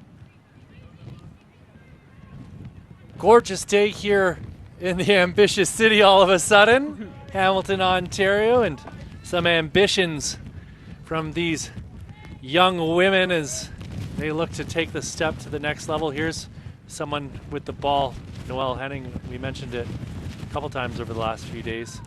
On trial with Wolfsburg in Germany before the start of the League 1 Ontario season. A bright future ahead of her. You had a chance to go play in Europe for a little bit. Talk to me about that experience. That must have been a ton of fun. Time of my life. I wouldn't change it for anything. How the Italians live life over there was incredible, and just to be able to experience that in a city that is part of my roots and my background was a dream come true, and I got to play some pretty good footy. So yeah, I could do it all over again if I wanted to, and in a heartbeat. The Italians are pretty fashionable. How'd your Canadian tuxedo go over out there? Loved it. Big hit all around. Just really happy to be representing a little bit of Canada while over there, you know. Ozard's ball into the box is headed clear. McDonald got it out of the box for Calgary. They're still struggling in the second half to get into that final third of the field. This is Reese Kay going back to Henning.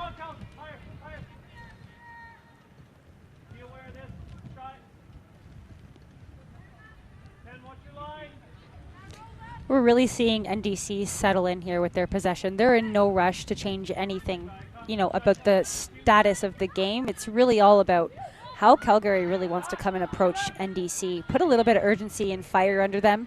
They do have to step up and press this ball and be a little bit more aggressive. And this is pretty standard stuff from NDC. I've done probably 4 or 5 of their games here this season, and I look back to the game against North Mississauga. I think it was the 2nd or 3rd game of the season, and it was a 2-1 game, 1-goal lead for them, and North Miss kind of sat back in the way that Calgary are here, and NDC just so comfortable playing the ball through the back and just standing on it to kill time off the clock. Yep. This is Maya Angus now pushing forward. Her pass just slightly off target. Retta trying to find some space through the middle. Working to win the ball back, but the foul called on Retta as she clipped the heels of the Blizzard player.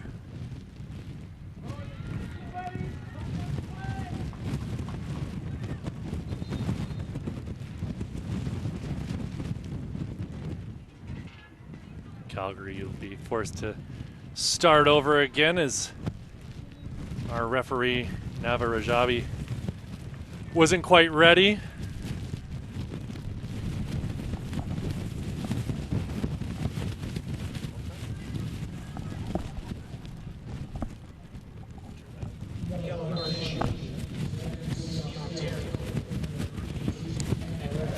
Got it for you there. Confirmation that Emeretta did get a yellow on that play. Ball rolled out to Olivia Chisholm. Sobro gives it back to Chisholm. Catherine Ozard. It's so funny in those games this season. From this angle, it would have been almost impossible to tell Catherine Ozard apart from April Lantain, one of the top scorers on this team. They're about the same height, same hairstyle. I think we got some advice from KJ before we started the first broadcast to maybe get a look at the player's shoes in an instance like that, and I took it to heart here, but we're lucky that we've got... Well, I don't know that we're lucky. I would have loved to see April Lantain. There's a couple players I know that aren't here for NDC Ontario that are so much fun to watch. That would have made a real difference here. Certainly Zoe Marcassini got in a few games towards the end of the season before she went back to Princeton. Ball worked out wide for Donnelly. I know you're a big fan of Jada Collin. She's one of my favorite players to watch. We were talking about how she's just so relentless with her attacks up that right wing from the right back position. And then April Lantain loves to smack a ball from distance. But we're seeing the youth rising up here. The cream tends to rise to the top, as they say, and we're getting a good example of that here. These young women from NDC Ontario filling in the slots that have been vacated and doing a mighty fine job of it too. Chisholm's going to get whistled down for the hands to the back there of Marani.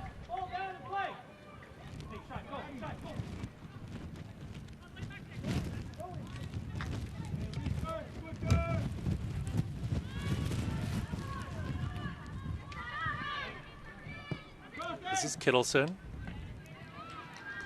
Kittleson was closed down very quickly there by the NDC player Showbro.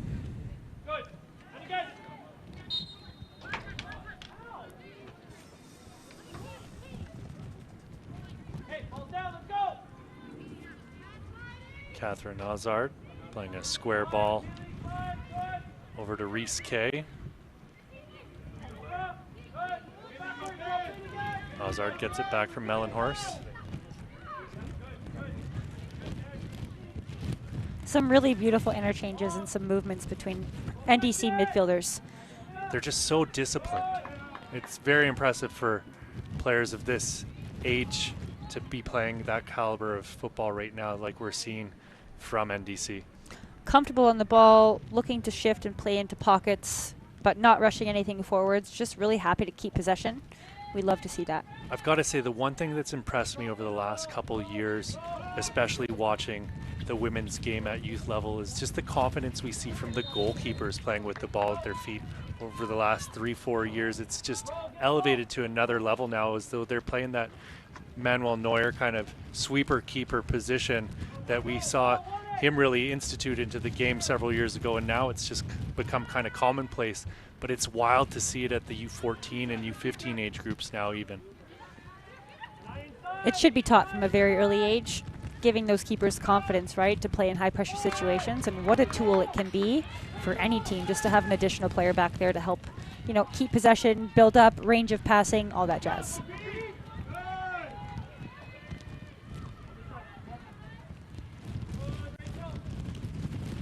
Retta going back to Donnelly.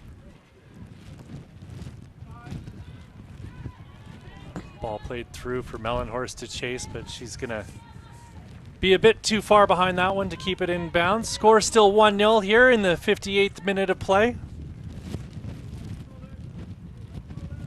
NDC Ontario kind of in cruise control at this stage. I'm sure they'd like to get another one, an insurance marker to give themselves a bit of a cushion.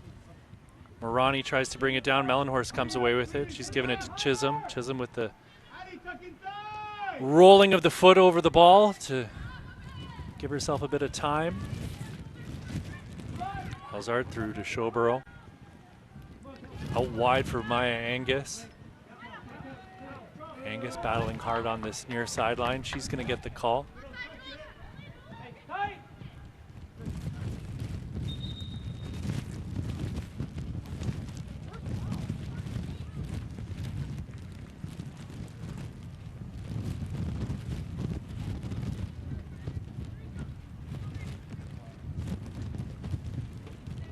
We talk about these opportunities for these young women from these squads to move up to the next level. Mel Biggs stepping into her role here. 2 games left in the regular season while she works her way through the program. Very exciting to see a coach getting her opportunity at the biggest stage here. Talk to me about how important that is for all the just different members of the organizations having these opportunities to step up like this. Absolutely, especially being a female coach, coaching females, of course, that are probably have their sights set on going around about the same path that she as a player did as well, right? She's a former Cincinnati alumni and, you know, having a coaching career now working with high performance athletes that will naturally feed into our national teams. That's exactly what we want. We want women, inspiring women, and what an opportunity it is for these players to see what it takes to be at that level.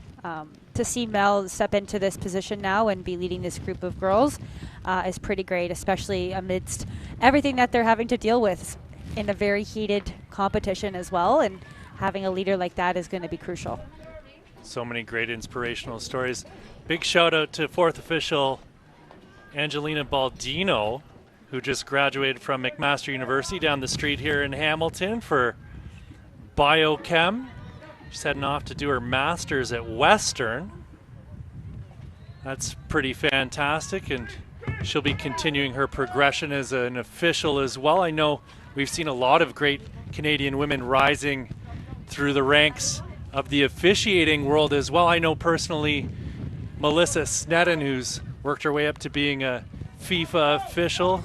I've known her since she was knee-high to a grasshopper, and it's so fun to watch her make her moves and continue her legacy. And we love seeing that because there's so much inspiration to be drawn from at all levels here, and I'm just it's just fun to see. Houghton playing it wide for Hedges. Phillips playing it into the middle for Morani. Morani over the top with the Trivella, but it'll be picked off and cleared by Retta. Morani wins the ball back for the Blizzard. Mellenhorst. Mellenhorst with a searching ball looking for Gaynor. Gaynor's kind of been a little quiet here in the second half. She got the lone chance from what we saw while we were experiencing those technical difficulties at the end of the first half. Like to see her get involved. She was very dangerous in that first match. This is Morani at the edge of the box. Fantastic. I liked that. I don't know. What do you make of that? What a great decision to drive inside, take that space, draw in pressure, and she pulled a foul right outside the 18. That's what we want.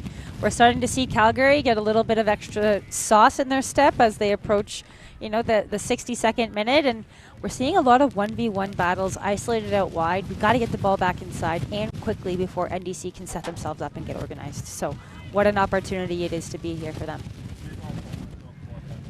And we're talking about opportunities. Here's a fantastic opportunity for Kaylee Major.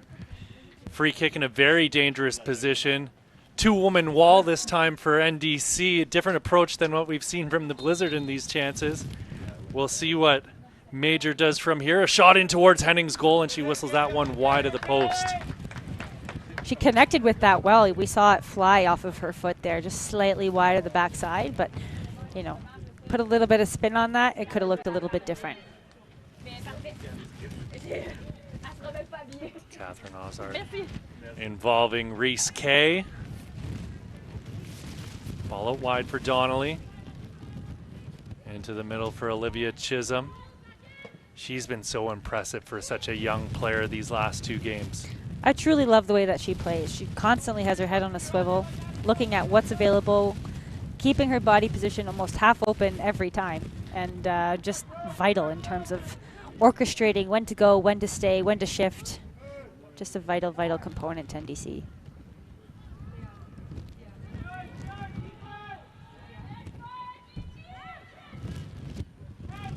Another turnover for the Blizzard. Mellenhorst getting it back for Kay, who's found Ozard. Morani's on her. Mellenhorst with another ball in the middle out wide for Gaynor. Brianna Gaynor down the wing. Fabulous work there to put an end to that attack by the Blizzard back line. Yeah, we talk about Olivia Chisholm quite a bit. Another one of those players, we've talked about the interchangeability of these girls. Ava Greco was in that role all season long. Big shoes to fill. She was one of the more dominant players in League 1 Ontario from my perspective in the midfield. And Chisholm showing no signs of this being a stage too big for her at this tender young age of hers. Couldn't have said that better. I mean, she looks confident. She looks composed on the ball. She's constantly coming and asking for it, or at least demanding from her teammates that they're aware of where she's at. Somebody that wants to be involved constantly. And that's what you want from your number 6, is someone who's, brave enough to step up in those times of you have a lead, but you need a little bit more urgency, and the tempo needs to continue to rise. And to steal your line, she smacked the leather off that ball she put off the woodwork in that first match. Not scared to shoot, and you love to see that from a 6. Ozard playing it up for Angus to run onto, but just a little bit too far in front of her. And we were talking before how the wind was coming off the lake, which is uncharacteristic here at Tim Hortons Field, and it looks like it's swirling around in the stadium now, looking around at the 4 corner flags. We'll see how that affects the game. Mellenhorst in with the challenge. Morani a back heel and just slightly off target. That'll go out for an NDC Ontario throw-in. We're in the 66th minute of play here, friends. Still 1-0 for NDC Ontario. They're struggling to really break down this Blizzard defensive unit and get themselves real opportunities in on goal. Houghton hasn't really been challenged in the second half. This is Chisholm. Chisholm through the middle, and she's got Angus on the wing. Angus playing in Showborough, but picked off once more. Angus picks her pocket and plays the ball into the middle for Mellenhorst. Mellenhorst with it. Mellenhorst with that low center of gravity able to shield off the defender. Donnelly pops the ball up into the box. Shobro is there, but she's not going to be able to get on to the end of that, and probably the best chance of the half for NDC Ontario. Quality of that ball backside could have been a little bit faster, maybe a little bit pulled back as well so that it could have got on the head of the back post run. However, given the circumstances, she needs to commit a little bit more to putting that in the back of the net, considering we're only up by 1. Good opportunity for NDC. So after this game, we're going to have the gold medal match. Jade, you're going to be here with Alf de Blasis on the call. We're going to have our panel at half. Some absolute legends in that one. Chelsea Spencer and April Syme will be joining Mackenzie Barlow. That should be a fantastic game and a fantastic panel to have some great insights from some players who have done it at the highest level. Certainly April Syme, the captain of that Woodbridge side. We talked about it in the first half. And Chelsea Spencer, a legend in her own right, on the board of directors for League 1 Ontario. Exciting times for you ladies. Really happy that you're getting these opportunities to share your passion and inspire these young ladies. Thank you for everything that you do, Jade. I know I speak for a lot of us when I say how much we do appreciate what you do for the game here in Ontario. Oh, thank you so much. That's very kind. It's honestly, it's a true honor to be here, and just to also be able to hear these women come and speak and share their experience of the game too. It's going to be really exciting to see. Mellenhorst giving Kittleson something to think about as she stays on her, and NDC have hemmed Calgary deep in their own end here. We'll see if they're able to get themselves out of trouble.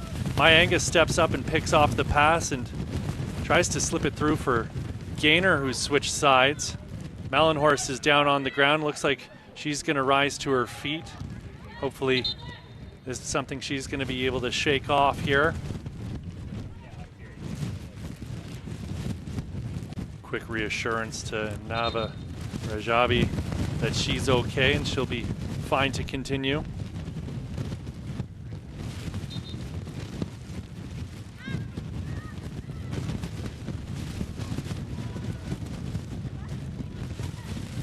Ozard. This is Reese Kay. Kay's got Donnelly on the wing. Donnelly will cut back into space. She's got room in the middle. This is Olivia Chisholm. Chisholm working her way to the top of the box. We know she can hit it.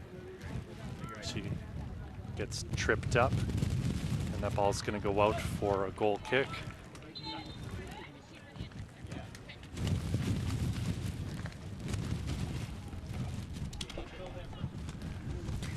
So we talked about this redemption story early on. She got the goal to give NDC the lead. We've got our performance of the match for you here. It's going to be Adriana Bianchin, the Oakville Soccer Club graduate, the lone goal scorer. Tell me a little bit about her performance here today, Jade. Yeah, you know what? She's been class, getting the ball to feet, eager, testing that back line on Calgary. What I think I loved the most was her movements off the ball. She's tricky, right? Like, she's either coming off in front and showing, or she's making one movement and then her secondary movement is attacking some space in behind. And I believe, you know, that's what led to her goal.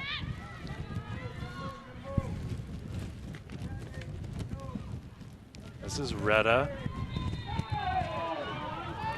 You can see the frustration here from the Blizzard players as they thought that was a good tackle. It's a Yellow tricky card one. assessed to McKenna Walker. I don't know that she's the one who made the tackle there, though. When you're at the top of your box as a defender, you have to be so deliberate in the tackles that you want to make. If you give up any fouls in this area, you're putting the ball on a platter for someone like who's standing over the ball right now, Tegan Mellenhorst, who's going to try to look to put that on target and potentially add one to the score. Yeah, I gotta imagine Melon Horse is gonna put this one on goal from where she is.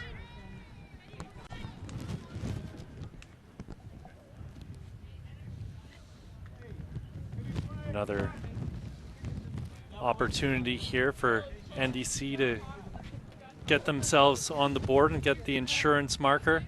That wind acting up again. We saw that during the shootout. It was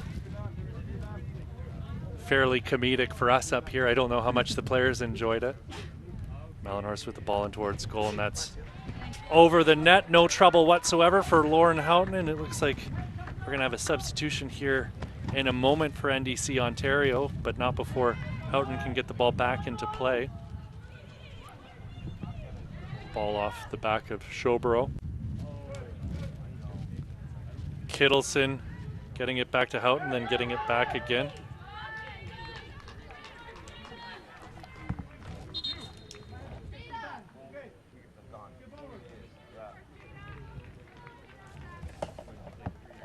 Looks like it'll be Jada Showborough coming out of the match. Sabrina Mora coming in. Mora looked very dangerous in that first game, playing up top for NDC Ontario. We expect her to use her speed again and be the dangerous weapon that she was in that match, creating so many opportunities that we saw CSMRO steer away at the last second.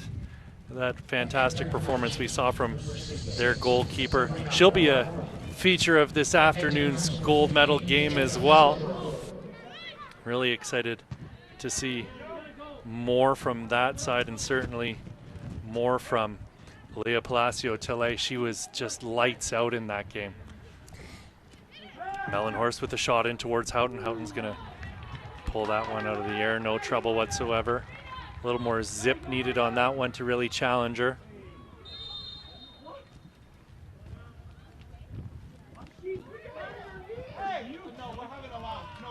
Free kick here for NDC Ontario.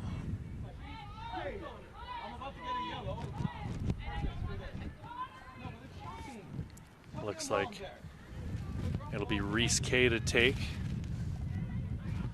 That looks like a call that could have gone either way, honestly. Still in a dangerous area. Kay with the ball into the box. Chisholm is there on the doorstep, but unable to connect with it. That's going to go out for a Blizzard free kick. And there's a little conference here going on between the Blizzard players and Nava Rajabi. Not sure what that's about. You know what?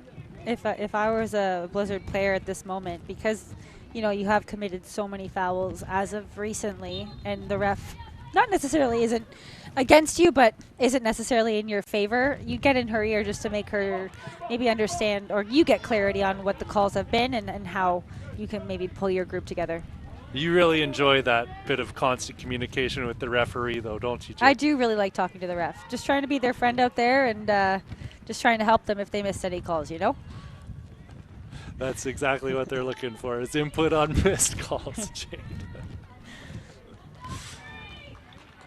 Houghton making the easy save. If you're just watching this and you haven't watched a ton of League 1 Ontario games, you're missing out not watching Jade out there. Just the ultimate competitor, so intense. She's been a good sport here as I give her a gentle ribbon. Hey, if you're not winning, you're not having fun. I don't know. You just sorry, I don't mean it that way. If you're not winning, then you're losing, and I don't like losing. So very competitive. I think you accidentally said exactly what you mean there.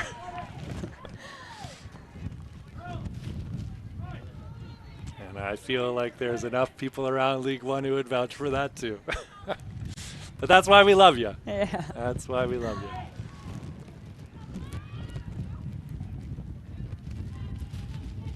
Kittleson giving it back to Houghton. She'll get it right back again. Kittleson's got Hedges out wide. She got her the ball, but Hedges unable to get anything done before she could get over half.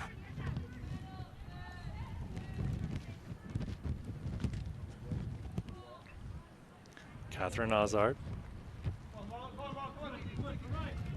You can see things have been cranked up a notch or two here by the Blizzard as they're trying to win the ball back and give NDC Ontario a little less time to play the ball in the back. And it might just be a little too late here for them, as they've chosen to do it just as NDC Ontario have put the pedal to the metal as well. Mellenhorst with it at the edge of the box. She's going to swing a ball in. Getting ahead to it, and just over the goal was Bianchin. Another great opportunity. Someone who's super eager to get on the ball inside the box, and you have to be touch tight, ready to step on your front foot as a defender here. Calgary needs to light a little bit of a fire and start to look a little bit more direct if they want to get on this game sheet.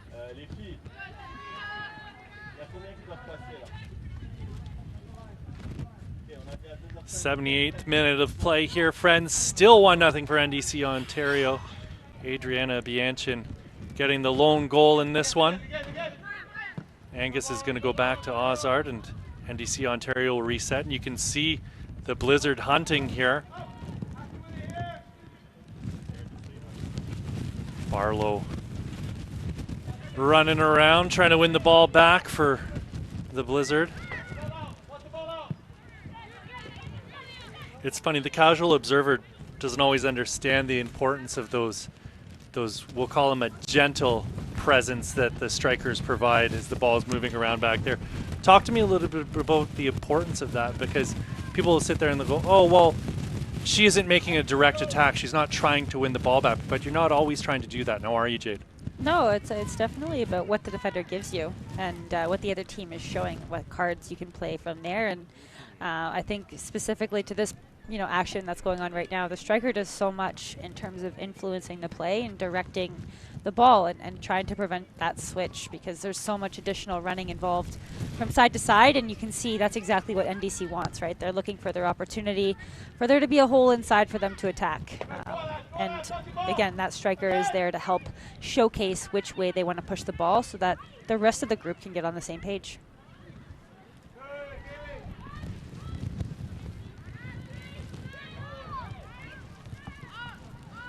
Ball back to Houghton. Houghton gets it to Kittleson.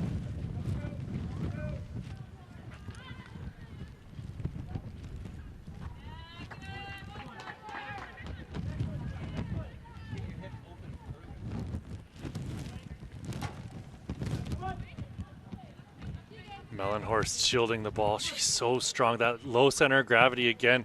You can't get her off of it. She can shield just about anyone once she's got it at her feet. She does a really good job using her body in situations that it might be a 50-50, but going for that player first to then protect the ball, she sets herself up for success, and given her size, she uses it well. They're looking to engage Adriana Bianchin, the lone goal scorer in this one. If I was a gambling man, which I am not, but if I was, my money might be on her for our player of the game, but time will tell. We'll see in a few short moments who that'll be. Kay playing a ball up, but the Blizzard will win it back again in the middle of the pitch. Maya Angus with a nice turn to create some space for herself. Angus with it still. Plays the ball over the top, and offside is the call.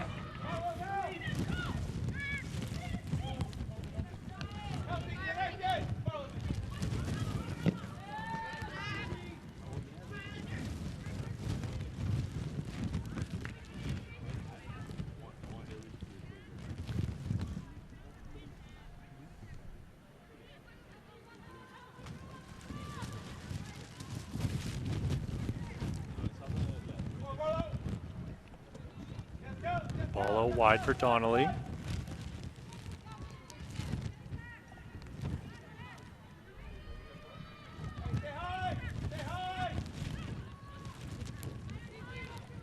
So it is true, in fact, that Adriana Bianchin is the Volkswagen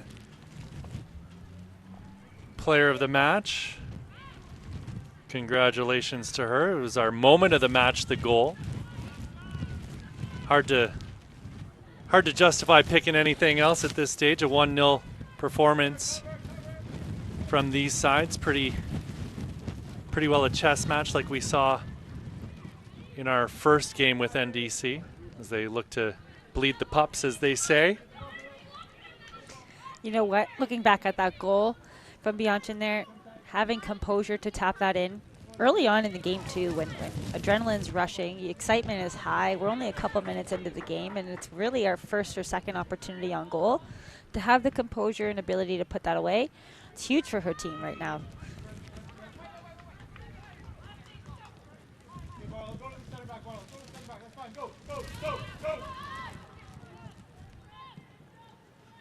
This is Reese Kay with plenty of real estate available to her.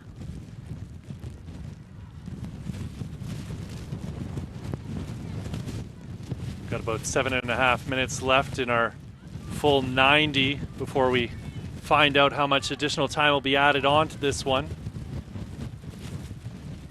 We are running a little behind here, as you may have noticed. We did have that 30-minute rain delay. Rain delay, it was a lightning delay. I saw the animals lining up 2 by 2 to get onto the arc. There was so much rain coming down. Melon Horse trying to squeeze through the middle. Unable to break through the 2 Blizzard defenders.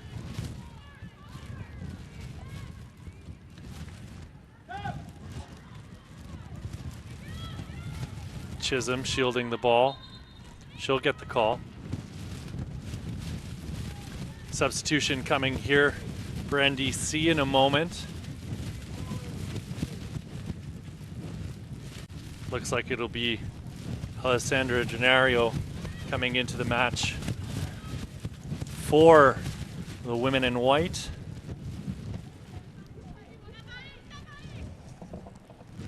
Maya Angus down the wing towards the touchline, swings the ball into the box, nobody there.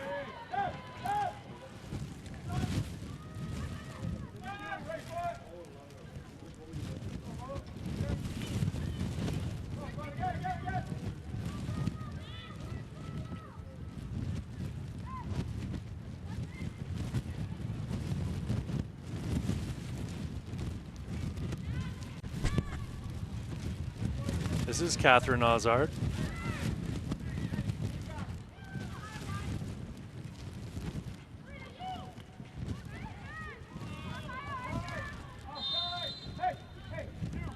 That's a great look from Olivia Chisholm. Again, someone who's got her head on a swivel constantly. Received the ball half turn, saw and recognized a little bit of space. The line was high, and she tried to drop that ball in behind. Very, very good look, and I think if the timing of the run was a little bit different, outcome could have been different as well.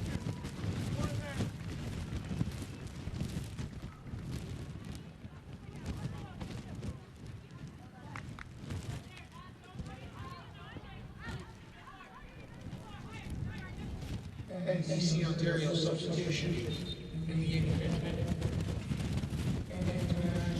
And it looks like it's Adriana Bianchin getting a rest after a solid performance here this afternoon. Giving her team the chance to ride on to victory with the early goal, and Reese Kay will go to ground. The yellow card handed out here to the Calgary Blizzard. Oh, a second one. So that's a red then for McKenna Walker, and things not looking good for the Blizzard here as they've been absorbing pressure the last 15-20 minutes. And it doesn't look like it's going to end now that they're a player down.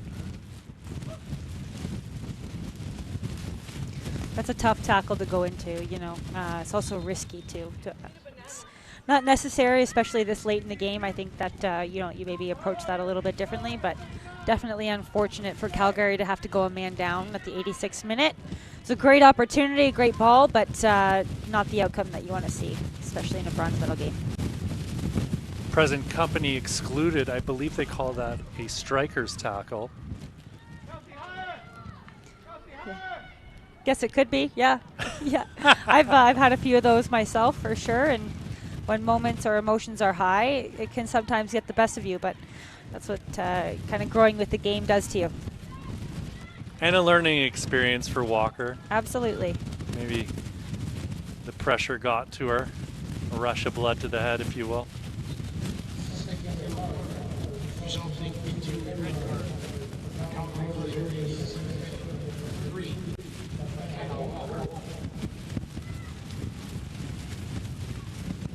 Yeah, we'll see how the Blizzard react to this. We've got fresh legs out there up top for NDC Ontario. 2 players offside, though. Oh, it looks like she was on, and a great save by Houghton. Magnificent save by Houghton. Questionable in terms of the line, but at the end of the day, patience rewarded to those strikers for waiting for that pass to come through. Nice little slip pass. If I'm in that situation there, knowing that the keeper is blocking near post, I'm looking backside every single time. At least for a cutback too, you know? Sometimes teammates make that run into the box, which is great. Short corner taken, Mellenhorst there. She'll look to kill a little time off the clock, and I think that's probably going to be the plan of attack here for NDC Ontario. Keep it deep in enemy territory and wind down the clock as much as you can, especially with the numbers advantage.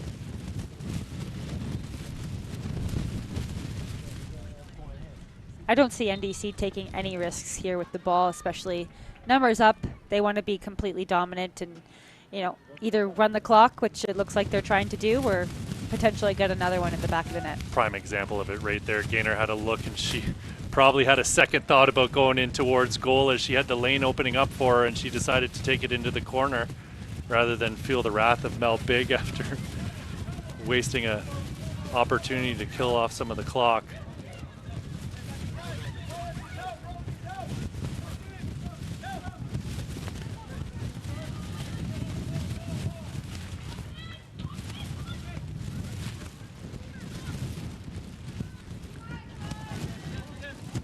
Just over a minute left in our full 90 here, friends. NDC Ontario up 1-0 through Adriana Bianchin. That goal looks as though it'll probably stand as our game winner unless the Blizzard can make something happen here. Down a player.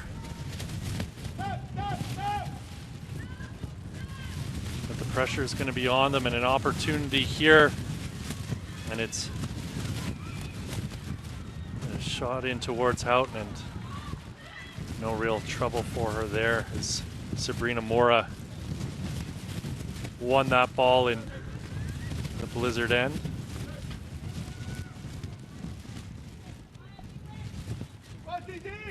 Reese Kay picking that off, playing it up the pitch and deep into the Blizzard end so they can throw it in with time clicking down here. Sand slipping through the hourglass. And we just got the official announcement there'll be a minimum of 3 minutes of additional time added on to this one.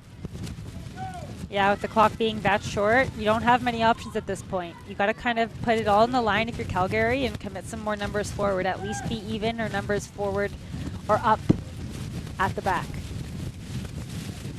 This is Chisholm with the ball now. Fabulous work by Chisholm to work the ball out to this side and create an opportunity to kill off a little bit more time. She's got it now in the corner, and she's going to stand on the ball, I'd have to imagine. Here she is, shielding it away from the Blizzard defender. Great work by Chisholm to kill more time off the clock.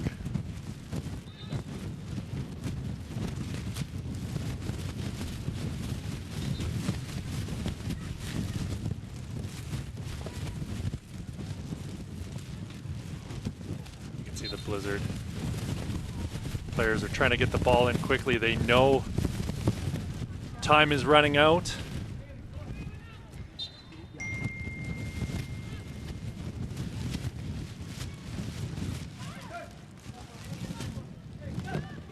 Angus going back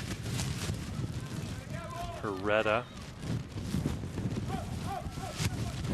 And I'd have to imagine it's going to be NDC killing out the clock and walking away with this one, unless we see something miraculous that we haven't seen all day from the Blizzard.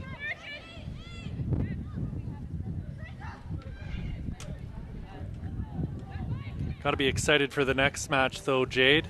I am, yeah. I think it's going to be a clash of two different styles, and it's going to be exciting to see which one takes lead. That game will be coming to us in short order here. Kickoff at 3 p.m. We did have that lightning delay earlier in the first half of this match, and it's going to be clear skies here in Hamilton for the rest of the afternoon. Lucky you. It did add a dramatic effect to the game, but I'm sure the players do enjoy staying dry, you know, so.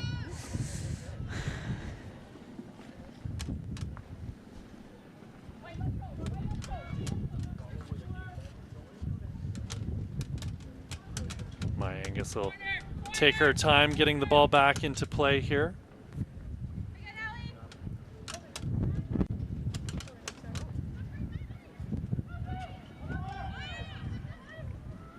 Retta getting it to Chisholm. Gaynor with plenty of space available to her on that right wing, and she's going to move it into the corner. And that's it, folks. That's your final whistle. 1-0, your final score here in Hamilton for your League 1 Canada Inter-Provincial Championship. It was all NDC Ontario this afternoon. They only got the one goal, but it was Adriana Bianchin, our Volkswagen moment of the match, our player of the game up here in the booth. We want to thank you for joining us. And like I said, join us back here at 3 p.m. for CSMRO versus the Whitecaps in your League 1 Canada Inter-Provincial Championship. Let's just stay to the side, ladies. Let's just stay to the side, let everybody off.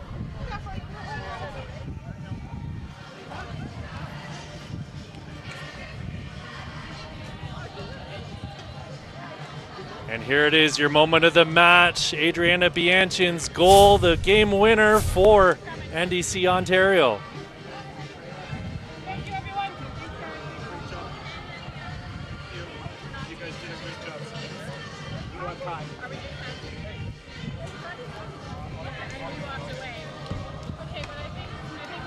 As they walk off.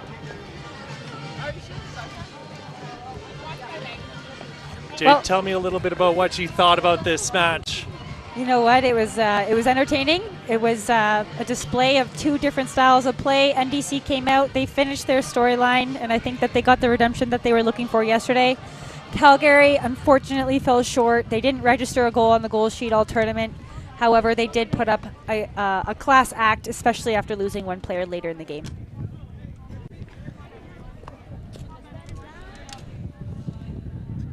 We'll have a look at our stats here for just a moment.